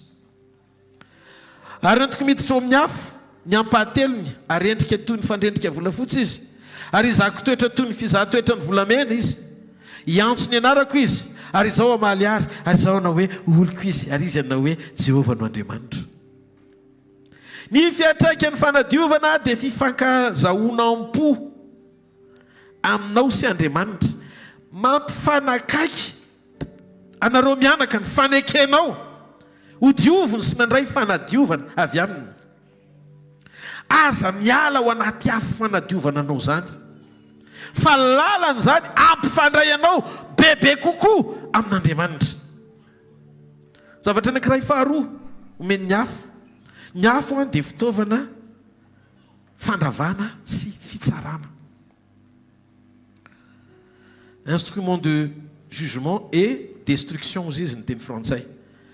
Andriamanitra ray dia antsoina amin'ny fiteny hoe afo mandevona Exodus 4:7-7. Zareo Sodoma sy Gomora nandefa afo Andriamanitra hitsarana sy andravana ny tanàna. Dikan'izay ny afo koa amin'Andriamanitra tsy hoe fanadiovana fotsiny fa fitsarana koa. Andriamanitra niteny tamin'ny Noa fa tsy hanafitra ny tany intsony ny rano Noa, Isaia 5:7. fa atao baiboly andriamanitra tsy mbola niteny mihitsy tsy andatsakafo ntsony izy. Andriamanitra zany nitahiry ny afo ho amin'ny andro fitsarana farany. Zany ny antony mahatonga ny elo fahary mirehetra afo ho an'ny satana sy ny forongony ary ireo zay babony nanota sy nanohatra n'Andriamanitra ka tsy nety mibebaka niaraka taminy, dia misy ny atao hoe fahary mirehetra afo, elo ny anarany, miandro amin'ny fotoam-pitsarana farany. Mampiasa ny afo fitsarana Andriamanitra. Mpanjaka faharoa toko voalohany ny 9:7-10. Teto Eli mpaminany le teo tendrombohitra dia nanome ordre ny raha vakina amin'ny teny frantsay dia manome ordre ny mpanjaka atao hoe Ahaba. Ny teny naniraka 10 la ny teny hoe makanesa ianao fa miteny ianao mpanjaka fa mila anao fa midina dia makanesa makanesa ny aminy. Inona ny zavatra mitranga? Joro Eli dia miteny ory lehilahin'Andriamanitra ô. Zany ny teny eo anatin'io. Ary ny mpanjaka naniraka mpife 10 anankiray mba amin'ny 10 feny akany aminy dia niakatra tany aminy izy ka indro izy nipetraka teo tapo-tendrombohitra ary niteny tamin'ny lehilahy hoe ry lehilahin'Andriamanitra midina ianao antsoin'ny mpanjaka. Ditanareo nandinika hoe fa inona no natonga ny Eli ny antso afo andevina an'le 10 lahy. Endony ny 10. Eli naniraka mpife 10 dia naniraka fa Eli namalaka nanao taminy hoe mpife 10 hoe raha lehilahin'Andriamanitra tokoa dia aoka isy afo milatsaka avy any an-danitra andevina anao sy ny 10 fenao ary dia nisy afo milatsaka avy tany an-danitra ka nandevina azy mba ny 10 feny. Jereo tsara io avy amin'Andriamanitra le afo nandevina an'le 10 fa maninon'Andriamanitra nanaiky tsara n'le 10 nandinika hoe masika ve Eli dia tokony ho levon'ireo olon'ireo satria misy côté sasany aloha ilantsika ihany amantarana fa bedin'i Jesosy izy nandatsakafo avy tany an-danitra. Fa tety ny eken'Andriamanitra ny fandatsahany Eli afo avy tany an-danitra tsy hoe fanohatra ny Raisy Jesosy Kristy akory fa le ventikevitra avoaka ao anatin'le hoe toepana tokony ananana atonga n'le afo tsy tsara anao. Zay no zarentsika androany. Amen. Dia ohatr'izao ny fahitanan'le izy le olona nirahan'ny mpanjaka tsy nanana respect na aja any Eli mpaminana fa mitondra ny fahefan'ny mpanjaka izy. Fahefan'ny mpanjaka ny netiny ordre nataony tamin'ny Eli hoe midina ianao fa ilain'ny mpanjaka. Nefa ny ordre avy amin'ny mpanjaka dia tsy ambony no ny fahefana maprofeta any Eli. Tsy fanajana any Eli le izy. Dia zao nefa ny testamenta taloha zay. Fa ny testamenta vaovao azosika raisina ny hoe ny tsy fanajantsika an' Jesosy. Ny fitsaran'Andriamanitra zany dia milatsaka eo fiainan'ny olona tsy manaja an'Andriamanitra. Lasa afo mandevina le izy raha tokony afo mandio le izy. Teny Eli hoe tsy mety ianao manaiky ho lehilahin'Andriamanitra kanefa manome bay koa anaiky anao zay mpanjaka manompo andriamanin-kafo io. Hitanareo Ahaba koa tsy nanompo an' Jehova fa nanompo andriamanin-kafo. Dia en plus zany sady mpanjaka izy tia ametraka ny fahefam-panjakana nefa tsy Jehova no Andriamanitra, tsy iray Andriamanitra amin'ny Eli izy. Dia azonareo mipetraka le izy soreny Eli satria ny firenen'Israely tsy miverina tamin'Andriamanitra nefa mpanjaka n'Israely mibaiko mpanompo mijoro ho an'Andriamanitra ho any aminy amin'ny fahefa-panapahana zay nanendreny Jehovah Andriamanitra azy ho mpanjaka n'Israely. Raha amin'izao sika dia afaka milaza fa ny antony mety ampiditra ny fitsaran'Andriamanitra ho an'ny olona dia tsy fanajana an'Andriamanitra. Raha netiny nataon'ireo satria marina ny fitsaran'Andriamanitra dia tsy nilatsaka ny afo fa matoa nilatsaka ny afo dia misy zavatra tian'Andriamanitra ho resahana ihany koa tokony antsiana amin'ny fomba fijery manondro an'i Jesosy Kristy aty amin'ny testamenta vaovao. Maro ny afo milatsaka eo amin'ny olona afo-pitsarana satria tsy manaja an'Andriamanitra ary koa tsy manome lanja ny toeram-panompona izay nanendren'Andriamanitra ny olony izay tena manompo azy amin'ny fony manontolo. Tena sarotiny Andriamanitra eo miteniteny foana sy tsy fanajana eo amin'ny samy olon'Andriamanitra koa. Ary indrindraindrindra tsy fanajana n'Andriamanitra, manetsika ny afim-pitsara'Andriamanitra zany. Ary tsika mila misy fotoana mivavaka indraindray, tompo manondrafo amiko ny amin'ny teny rehetra naloko mivavako manohatra amin'ny mpanomponao. Mahafantatra ireo miteraka zava-doza sy afo mitondra fahafatesana ny fanaovana an'izany raha mikonokonona an'izany ao an-tranonao ianao. Le tsy voatery hoe ny pasteranao fa rehefa mpanompon'Andriamanitra mihitsiny aloha mangina dia miforotra ny lohalika fa vao andrareo manangan'Andriamanitra azy any amin'izay misy azy ihany. Fa nahita efa tsy mety azy dia aloha aloha tsy miditra ho isan'ny olona tokomy amin'Andriamanitra izany fa tsy makay izany io. Juda 2:7. Mahafantatrareo ve fa ty révélation ty nomen'Andriamanitra ana ary tena anisan'ny nanaitra be mihitsy. Juda 2:7. Ary Mikaela arkanjely aza raha niady tamin'ny devoly ka nifanditra ny amin'ny fatin'ny Mosesy dia tsy sany teny ratsy anameloka ny devoly fa ozy izy ananatra anao anie Jehovah. Fa manino Mikaela tsy sa raha vao niditra teto ambonin'ny tany mikasika momba amin'ny fatin'ny Mosesy ilay izy na tonga tsy sa dia tsotra satria domaine efa niraisin'ny Satana ny fahefana amin'ny fenitany vokatry ny nanolorany Adama ny devoly ny fahefana eto an-tany. Dikan'izay samy anjely, ndray anjely avy amin'Andriamanitra, ndray anjely avy amin'ny devoly. Tsy afaka nanoho ninina Mikaela fa nikafara fotsiny izy satria manaiky izy eo ambany fanapahana sy fahefana ny amin'izay zavatra nisy nahafahan'ny Satana nijoro teto ambonin'ny tany anohatra fahefana. Ary angadinareo fa Gabriel koa gadray ny anjely ny Persia tsy afaka niditra hitondra mivalim-bavaka Daniel. Raisony ny Daniel toko eno tsara mety hiteny amiko nareo paster Rodolphe fa so dia mba tsararina ny zavatra ataony mahery ndray zany ny devoly tsy mahery ny devoly fa mila prudent ianao. Ndaso aloha ndaso manaraka mangataka fanamasina tena meo anay fahendrena androany afahako mizara ty teny ity dia mba ho libra tsara daholo ny zanak'Andriamanitra eto tsy nanao zavatra fahatantsony fa fantatra ao anatin'ny révélation mpahamarinana ny fahamarinana tokony hijoroanao amin'ny sitrapon'Andriamanitra. Misy ty andrea amin'izay ve eto atsangany hoe nytanao raha ty andrea zava-baovao ty zavatra ty jereo Daniela 10 manomka amin'ny 5 hatramin'ny 7 amin'ny anaran'i Jesosy. Nefa nandre ny teniny ihany ary noho nandre zany dia reniky ny torimaso ny ankohoka tamin'ny tany. Ary indro nisy tanana noana ka nanarina andohalika sy te-tanana nefa mbola nangozozy ihany ary hoy izy tamiko ry Daniela malalo fa tary ny teny izay lazaiko aminao ka mijoroa fa ny rana ho aty aminao ankehitriny.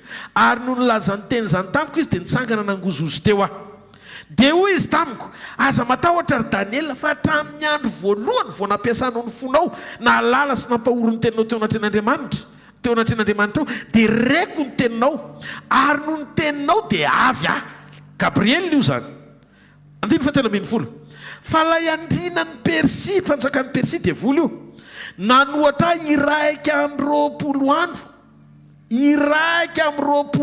zany hoe efa teny andalana fa prisonnier pendant 21 jours. Kady raika amin'ny 20 andro tsy tafavoaka raha tsy niran'Andriamanitra Mikaela anankiray amin'ny rondrina lehibe tonga nampiaka dia zao ihany no sisany janona teo amin'ny mpanjaka amin'ny Persia.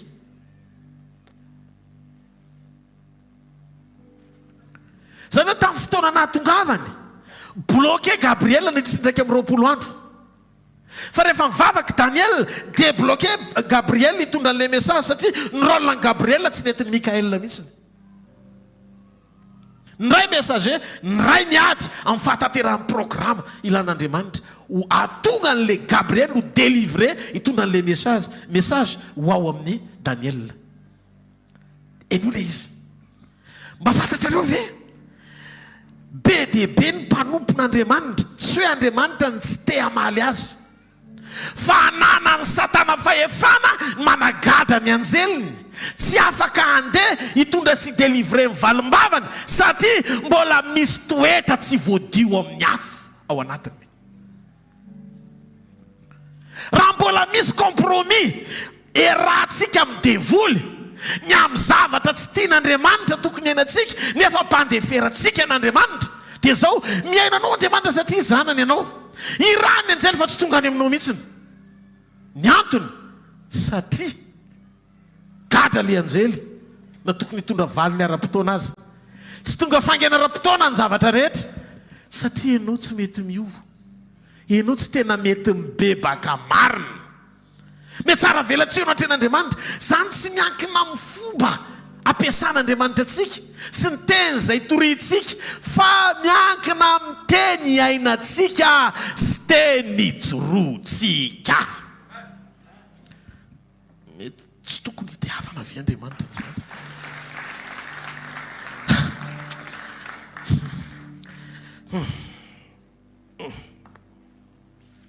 taraikiraiky amin'ny 20 andro fa mivavaka mafy Daniel tiako fantatrao fa ny anjely tsy mana sentiment zany izy hoe amaly ianao any bokyny Hébreo 7:7 Baiboly dia milaza fa mpanompo izy ny rahan'Andriamanitra tsy fa na manompo va izy rehetra ny rahana anao fanompona ho an'izay ndova famonjena ny rahana ny anjely anompo anao satria anao olona mandova famonjena fa zao ngida na ny fahafahany io anjely io ho eo aminao dia misy ifandraisany amin'ny fahatsarana ara-piombonana sy fifandraisana misy eo aminao sy Andriamanitra manana lehibe izy maniraka azy Andriamanitra zay mahatonga Davida miteny hoe ny anjelin' Jehova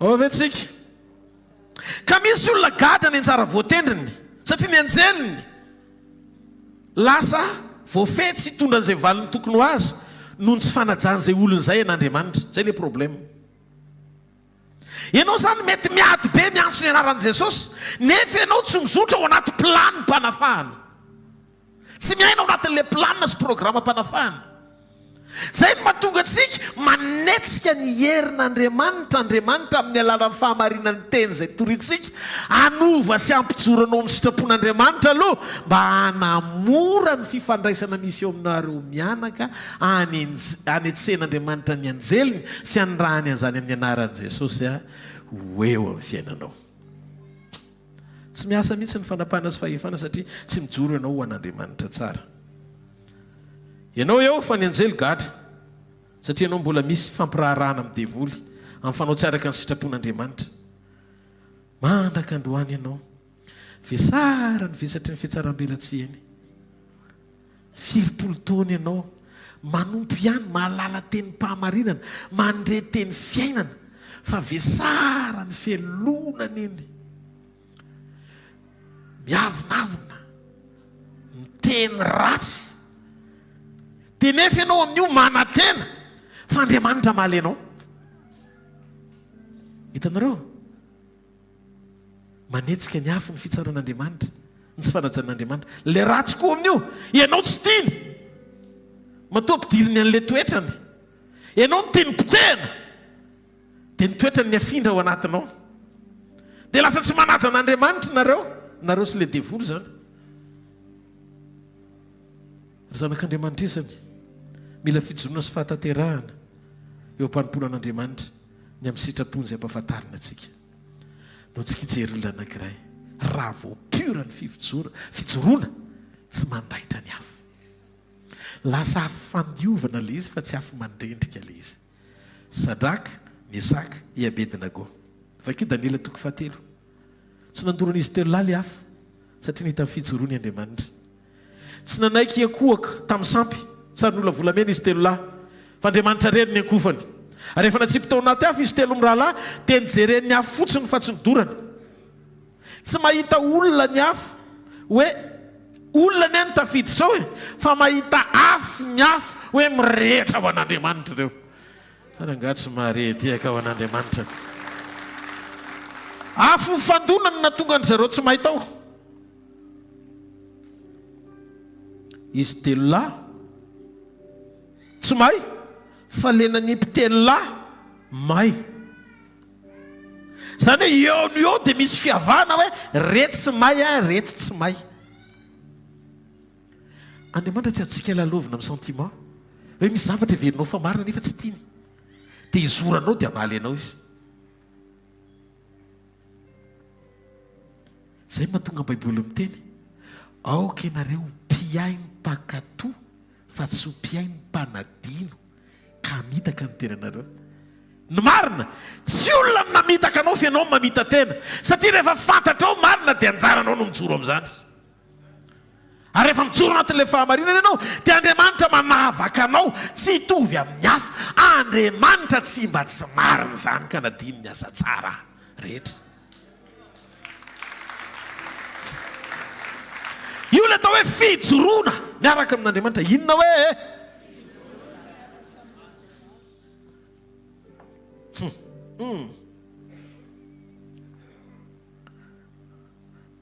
tsy maty tao anatin'ny afina ny pazana azy izy telo lahy, satria hitan'Andriamanitra hoe olona mety aminy.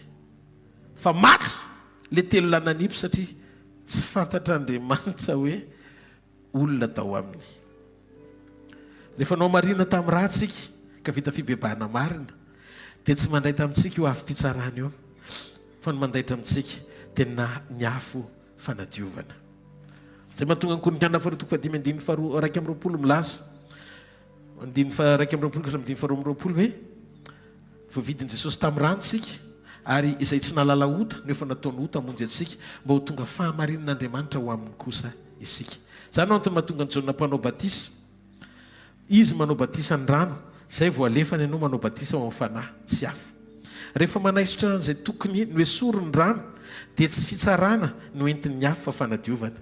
Noho izany manana fotoana Andriamanitra hiandrasana hamerenana anao fa tsy tonga dia mandady sakafo mandringana anao izy. Zay no mahatsara ny asa fanompoan'i Jesosy. Mila manana an' Jesosy aloha tsika.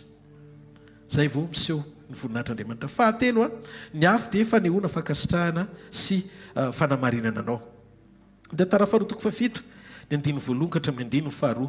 Tantara faharoa toko 7 ny 1:1 ka hatramin'ny 2:2. Rehefa hita dia vakitsika amin'ny anaran'i Jesosy. Ary rehefa vita ny vavaka Solomona dia nisy afo latsaka avy tany an-danitra ka nandevona ny fanatitra dorana sy ny fanatitra hafa latsa-drà ka feno ny voninahitra Jehovah ny trano. 2:2. Ary misorona tsy nahazo niditra tao an-tranon'i Jehovah satria feno ny voninahitra Jehovah ny trano. Hitanareo ny voninahitra aoriana ny filatsahan'ny afo. Ao Andriamanitra zany nanao tamin'ny fotoana io fa nankasitraka ny tao amin'ny fahavitany tempolo izy sy ny vavaka nasandratra Solomona mpanjaka. Ny fanamarina-pakasitrahana ny fanatitra nataon'i Solomona tao anaty vavaka dia no amarin'Andriamanitra tamin'ny vokatra le izy nanomboka nasehon'Andriamanitra fa nalatsaka ny afo pakasitrahana na fanamarinana. Ohatra Mosesy zao mety hitantsika hoe votsavava mibege izy rehefa miteny, fa ny afo eo amin'ny fiainany dia maneho fa eo amin'ny fiainany Andriamanitra. Za teteny aminao avela ho any izay mitabataba, izay manintsika zararahiana, ny miteny ratsy andoleo, ny manao tsinitsinina aza atao mampavesatra, mijoroa tsara fotsiny ianao fa Andriamanitra mahalala ny marina rehetra satria mpamantatra ny fo sy mpamantatra ny mpandinika ny vo izy. Ny afo ane manavaka tao karamelana Andriamanitra namaly tamin'ny afo, ary le afo nanamarina ny faneho-pamantarana fa ny Andriamanitra Eli no Andriamanitra. Nidina ny afo nanamarina ny Eli tamin'ny vavaka. Ny afo tsy valim-bavaka fa naneho fankasitrahana any Eli tao anaty vavaka, ampisongadina sy ampitodika ny Israely fa Jehovah no Andriamanitra. Ny valim-bavaka dia tsy afo fa ny valim-bavaka orana, satria telo taona sy tapany maina ny tany. Ny afo nanamarina ny valiny tamin'izay nangatahany Eli fa Jehovah no Andriamanitra. Eli tsy naharehan'ilay orana ho avy talohan'ny sakrifisy, fa ny orana taoriana ny sakrifisy. Zay nahatonga ny afo ny latsaka. Ny vavaka dia ho amin'ny orana ho avy, fa rehefa nilatsaka ny afo-panamarinana dia naseho ny faneho-pamantarana rehetra taorinan'izay tonga mivadravatra ny orana. aza maikiny hita vokatra tsy ny alohavan'ny afo latsaka. Ny afo nanao fankasitrahana amin'ny fanamarinana ny fijoroany Elia, fa ny ompamantarana ny afo fa mety Andriamanitra. Rehefa tanteraka amin'ny fijoroany Sadakasakasabedina gotsy dia zao tsy nandoro le afo, fa raha tsy nety kosa dia jereo fa zay nanipy azy aza vo ary jereo kosa Sodoma sy Gomora sy ny tantarany, fa tonga dia levona le tanàna. Rehefa mbola tsy eo ny sakrifisy, matoa zany misy afo latsaka tsy ny alohavan'ny sakrifisy dia fa ny ompamantarana fa andevon'Andriamanitra fa tsy anadio nanangana. Fa matoa ny afo milatsaka aoriana ny sakrifisy dia ny dikan'izay na izy ankasitraka na izy anadio. Tsangany tsara ny tana zay mandeha. Ka le izy misy endrika isehon'le izy. Inona moa le sakrifisy? Tsy hoe tereo ty daholo ny volanareo fa nao fa natitra sakrifisy sika. Tsy zay le sakrifisy lazainy eto. Ny kalitao amin'ny fanoloran-tena anoloranao ny ao anatinao amin'izay zavatra mahazatra maharary anao fa takeny hoe sorona. Zay le sakrifisy. Ao a zao le izy. Rehefa milatsaka ny afon'Andriamanitra ka eo Jesosy, dia hitanareo ohatran'le trano misy fandrobaratra ireny, raha tokony handravan'le toerana le varatra dia raisin'le fandrobaratra dia taritona any ambany tany. Ohatr'izany le fisehon'le izy. Mahafantatra ve fa mahatonga ny afo ny fahatezerin'Andriamanitra mandrakandroany mbola tsy mandravanao dia satria eo ny fitiavan'i Jesosy.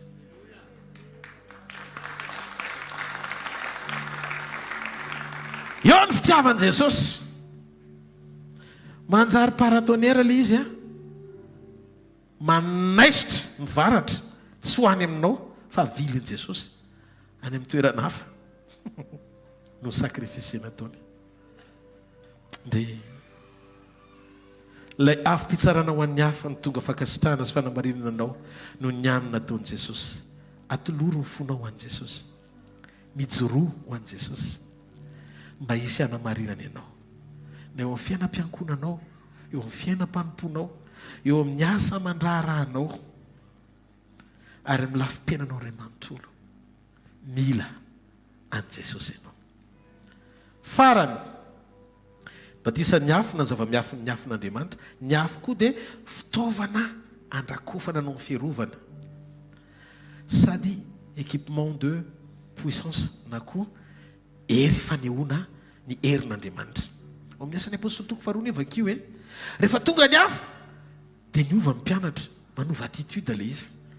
Latsaka le afo tsy nandoro an'zareo fa niantona teo tampon-dohany. Tsy afo nandoro fa afo niantona. Nanjary fantsony mission mahery vaky amin'izay ry zareo le iraka. Dia ohatra mahatsiaro ny Samsona zany a, nampifamatotra rambona renara tsororoa izy, nampiretiny andoro ny sahan'ny Filistina. Teknika faran'izay tsotra le izy. Ny problema antsika indraindray, kamotsika ho renara ho tonga eo amin'ny Samsona mba ho afatony sy ho ampiretiny andrehitra tanàna. Satria le raha mifamatotra manko mitondra le afo mamay ihany. Dia rehefa mamay sy mandoro anao le izy dia tsy tafitombona mihitsy ianao raha tsy tonga any amin'le zavatra tian'Andriamanitra tongavana. Avy alao aloha andraso Samsona nampifamatotra ny rambo alohan'ny aingana. Zay le mihavana amin'Andriamanitra tsara aloha dia piraisin'Andriamanitra saina mialohan'ny aingana tsy maharety akavan'Andriamanitra. Halleloja. Rehefa mandalo ny afo dia mametraka trasy. Rehefa tena mirehatra ianao dia mametraka trasy ny fandalovanao.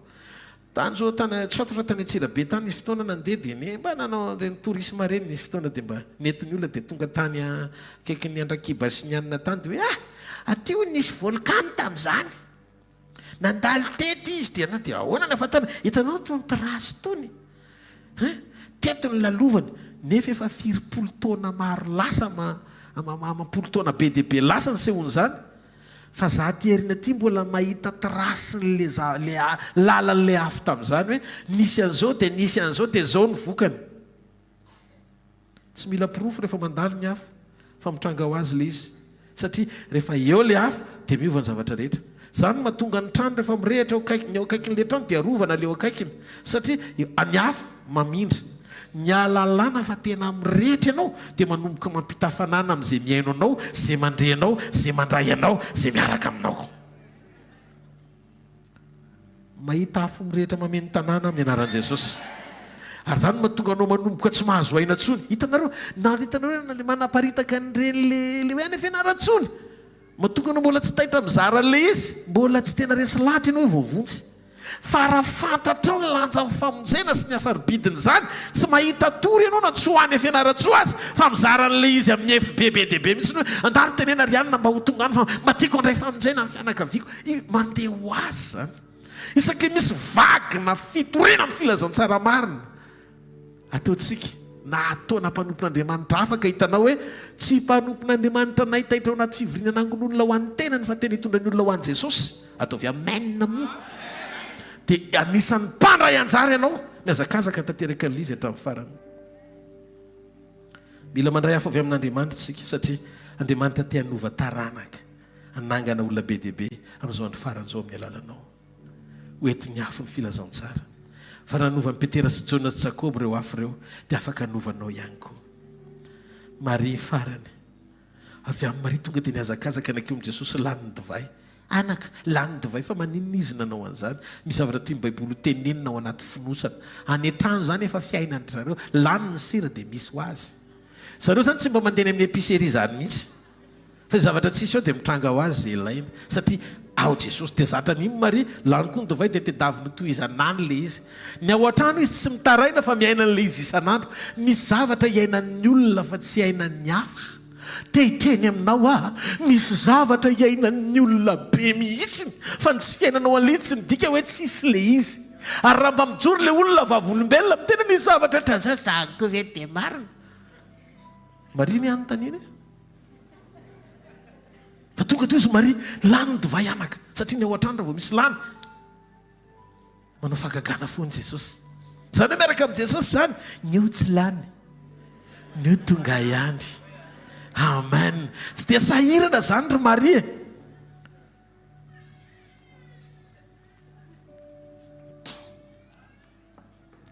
Dia zao ny zavatra nisy nahavariana dia zao le afo mirehitra foana. Le afo mirehitra foana. Hoy Jesosy feno rano sy andana tonga dia omeo. Dia hoy izy le asolo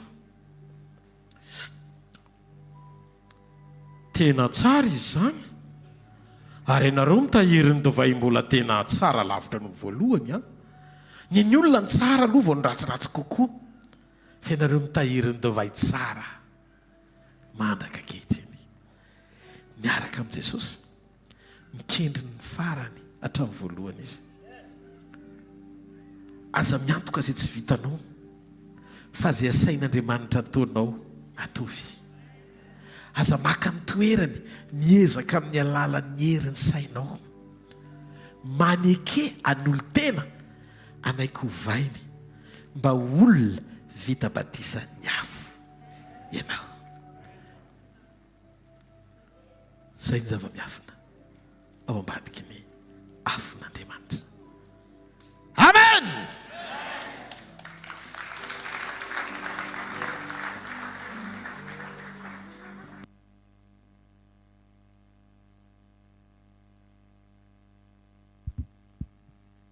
Alléluia.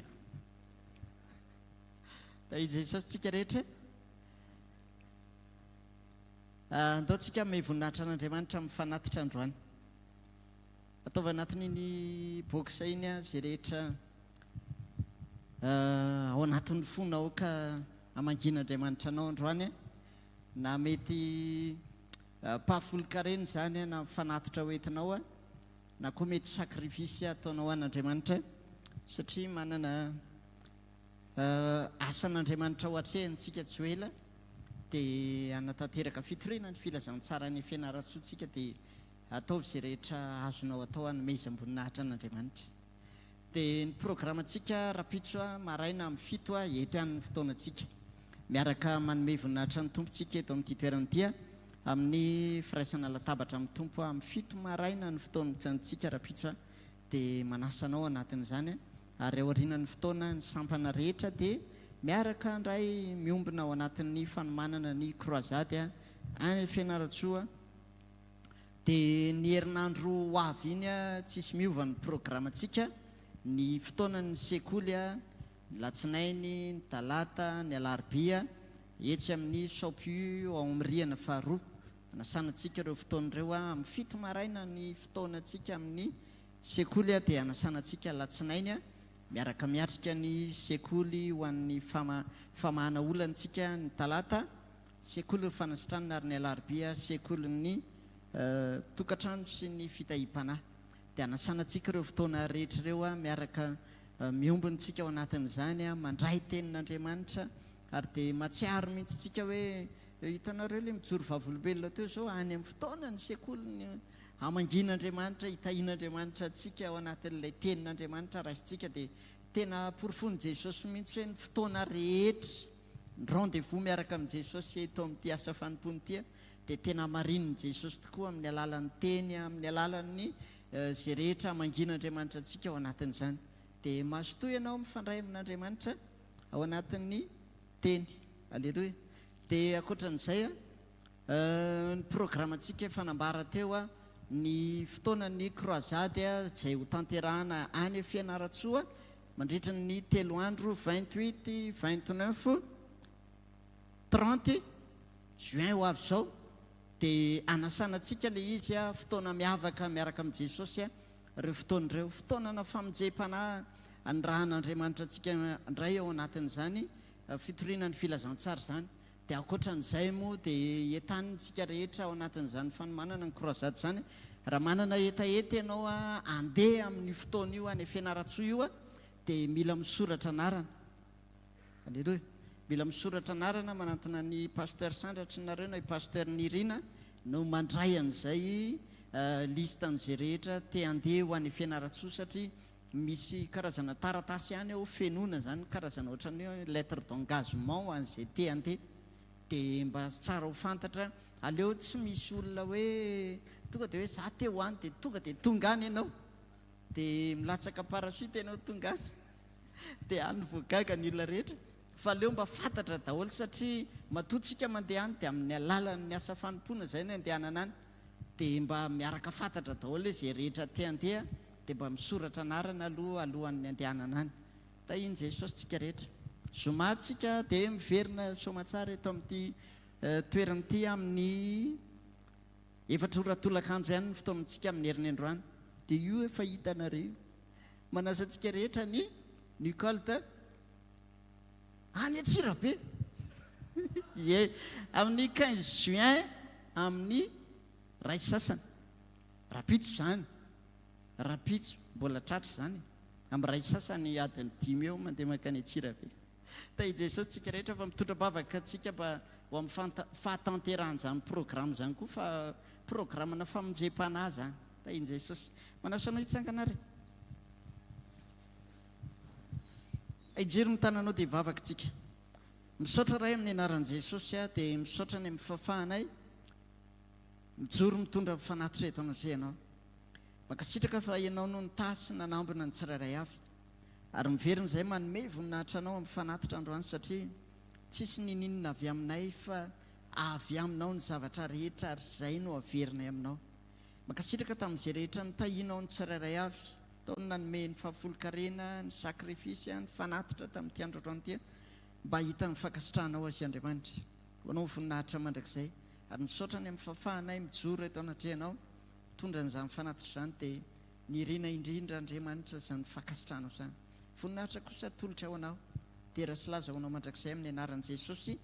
Amen. Tain'Andriamanitra tsika rehetra mitehaka mafitsika voninahitra Andriamanitra. Alleluia. Loatsika hisaotra an'Andriamanitra mifotsika manontolo. Misy olona ve nahatsapa hoe voatata ao anatin'ny teny androany. Atsangano tanao dia misaotra an'Andriamanitra ny fonao rehetra. sotra jesosy androany a ny amin'ny teny fiainana zay omena ho anay tena mahatsapy zay hoe teny mpahamarinana ho anay zany teny zany sotra ny amin'ny herin'ny afonao zay tonga eo amin'ny fiainanay tsy nandoro anay tsy nandrava anay mandrakandroany fa renay hoe mandio anay noho ny amin'i jesosy ianao no mampanao anay batisa amin'ny fanamasina mba tonga anay hirehitra tahaka ilay afo tompo aoko izay ho afo ary mahatsiaro ny teniny davida mpanjaka hoe fa manao mpanomponao anao tahaka lelafo mirehitra mangatahinao amin'Andriamanitra mba ho tonga afo ampelantanan'Andriamanitra ianao afo mirehitra tsy zaka ny devoly ninona zavatra mitranga dia leviny ao anatrenao zay zavatra tsy nambolen'Andriamanitra rehetra mbola tsy nisy mololo na janona teo anoloan'ny afo dia ohatr'izany ireo zavatra rehetra tsy nambolen'ny ray miatrika anao satria Andriamanitra tonga dia manao ny teninao eny am-bavanao ho tahaka ny afo mandevina no ny hery ny anarany sy ny voninahiny hanao ny fahatsarany manotrina anao raiso ny fahasoavan'Andriamanitra amin'ity takarivo ity ampahery sy ampatanjaka anao ny amin'izay rehetra andehananao tononoko amin'ny anaran'i Jesosy fa ny afon'Andriamanitra eo amin'ny fiainanao ary azoko antoka fa ho doran'ny afon'Andriamanitra ianao aloha ny dioviny voalohany zay voa ajorony ianao ho mpampita fanadiovana ho an'ny hafa tononoko amin'ny anaran'i Jesosy avy any Nazareta fa ninninona sakana tsy tena mahatonga an'le firehetana ho pura amin'ity takarivo ity dia foanan'Andriamanitra zany amin'ny anaran'i Jesosy Kristy avy any Nazareta hirehetra ny afo andio anao mangatany fanamasina androany satria ny fanamasina rehefa milatsaka dia zay le afo ny fanamasina zay le afo ny fanamasina mibatisa ny fanamasina avy amin'i Jesosy fa mibatisa ny afo avy amin'ny fahafenoany fanamasina milatsaka ao anatin'ny olona mino androany fa ny afon'Andriamanitra ameno ny zanak'Andriamanitra tsirairay avy sokafo mihitsy vavanao dia mivavah aza inona fotsiny zavatra zaraiko fa ianao mihitsy mangataka amin'Andriamanitra sokafo ny vavanao ampireheto Andriamanitra ampireheto ny ato anatiko aoka ny afonao ameno androany ary zay tsy nambolenao rehetra eo amin'ny fiainako ongoto zany Andriamanitra aoka ny afonao andevina an'izay zavatra hita tsy nambolenao eo amin'ny fiainako sokafo ny vavanao angatao amin'Andriamanitra zany raiko amin'ny anaran'i Jesosy okandroan'ny afonao hiasa mahina tovy batisan'ny afo zay Andriamanitra tovy batisan'ny afo zay Andriamanitra dia zay zavatra tsy nambolenao rehetra ao anatin'ny tenana eo ongoto zany amin'ny alalan'ny fiasanao androany aoka ny fiasan'ny herin'Andriamanitra androany amin'ny alalan'ny teny fiainana hitondra famelombelomana ao anatinao amin'ny alalan'ny fanamasina ary ny afon'Andriamanitra ameno anao ohatra ny tapitokatra ny ampaladianao raiso ny fiasan'Andriamanitra androany atanteraka izany ho voninahitra Andriamanitra raiso izany amin'ny anaran'i Jesosy tononoko amin'ity takarivo ity raha hiala eto amin'ity toerana ity ianao dia ombanao sy ameno anao zany afon'Andriamanitra zany io le kalesy afo ny tsenan'i Elia io le afo nampahitanany Elisa rehefa tonga ny Siriana mitady hisambotra azy io le fiarovana fankasitrahana fa mpandresena avy amin'Andriamanitra atonga anao mpanompo mitarena afo tsy handoro anao zay mandoro an'izao tontolo zao tsy arendrika anao zay arendrika an'izao tontolo zao fa Jesosy Kristy hitahiry anao ho toy lelafo tsy mety maty hifankahita amin'ilay velona mandrakizay zay apakatra anao fofombadiny ho ao aminy ary tsy ho ela dia ny amin'ny raha ho any lanitra ny rendez-vous raiso ny fahasoavany hitehirizan'Andriamanitra anao na andro na alina na atoandro na maraina na hariva mandrakariva dia momba antsika izy ary eo amin'ny fiainantsika isan'andro raiso ny fanasitrarana avy any ambony amin'ny anaran'i Jesosy alohan'ny andrany antsika any fianaratsoa ianao eto aloha ny karakarainy voalohany raiso ny fanasitrarana sy fanafana anao amin'ny anaran'i Jesosy mandraisa fanasitrana sy fanafana amin'ny anaran'i Jesosy amin'ny lafim-piainanao ray manontolo amin'ny fiainam-panahinao sitrany ianao ao amin'ny ainao sitrany ianao amin'ny fihetsem-po ao amin'ny tenanao sitrany ianao amin'ny anaran'i Jesosy raiso ny fanafana avy amin'Andriamanitra amin'ny alalan'ny fiasan'ny fanahiny satria mbola ilainy ianao ampiasainy dia aoka hitranga ny fiainanao ny fanesorana ny rofo rehetra ny fanahintaina rehetra Jesosy sy ny fanasitranana tsy azo sarahana Jesosy sy ny fanafahana tsy azo sarahana tahaka ny Jesosy sy ny famindrapo sy ny famelan-keloko ho an'izay mibebaka marina aminy noho izany mandraisa ianao androany hariva dia mandana dia miverena miaraka amin'ny fitsoana vavolombelona manombo misaora azy afofany amin'ny lanitra ny tanao dia misaora azy amin'ny fonao rehetra misaotra Jesosy ny amin'ny fotoana androany misaotra ny amin'ny kasika androany misaotra ny amin'ny fanasitranana androany misaotra ny amin'ny famonjena androany misaotra ny amin'ny fiarovana androany misaotra ny amin'ny teny fiainana androany misaotra ny amin'ny fanokafana lalala amin'ny fampahitana fity androany misaotra ny amin'ny fahafenona fahatsarana amin'ny anjara voatendry androany misaotra ny amin'ny afinao mameno ny foko mameno ny fiainako mameno momba rehetra androany misaotra fa naiza lehako dia miredareda Jesosy amin'ny anaran'i Jesosy avy any Nazareta aoka ho afin'Andriamanitra mandehandeha ianao ho feno ny herin'Andriamanitra ianao ho feno ny fahasoavan'Andriamanitra ianao ho feno ny fahatsaran'Andriamanitra ianao ho feno ny voninahit'Andriamanitra ianao raiso amin'ny anaran'i Jesosy hitanareo re Jehovah ka iaraonareo mampamirapiratra ny tavany aminareo re Jehovah ka midra fo aminareo hanandratra ny tavany aminareo re Jehovah ka nomenareo fiadanana amin'ny anaran-dray sy ny zanaka ary ny fanahy masina amen azanao fahasoavana fa ny fahasoavan'Andriamanitra ny matoy izao fa ny fahasoavan'Andriamanitra ny matoy izao anareo amen afatra kely lazao ny sakaiza sy ny namana rehetra rapitso fa fotoana spesial anazavana momba antsika indray mikasika momba ny fahazavany Kristy miasa ao anaty fiombonana samia ho tain'Andriamanitra daholo tompoko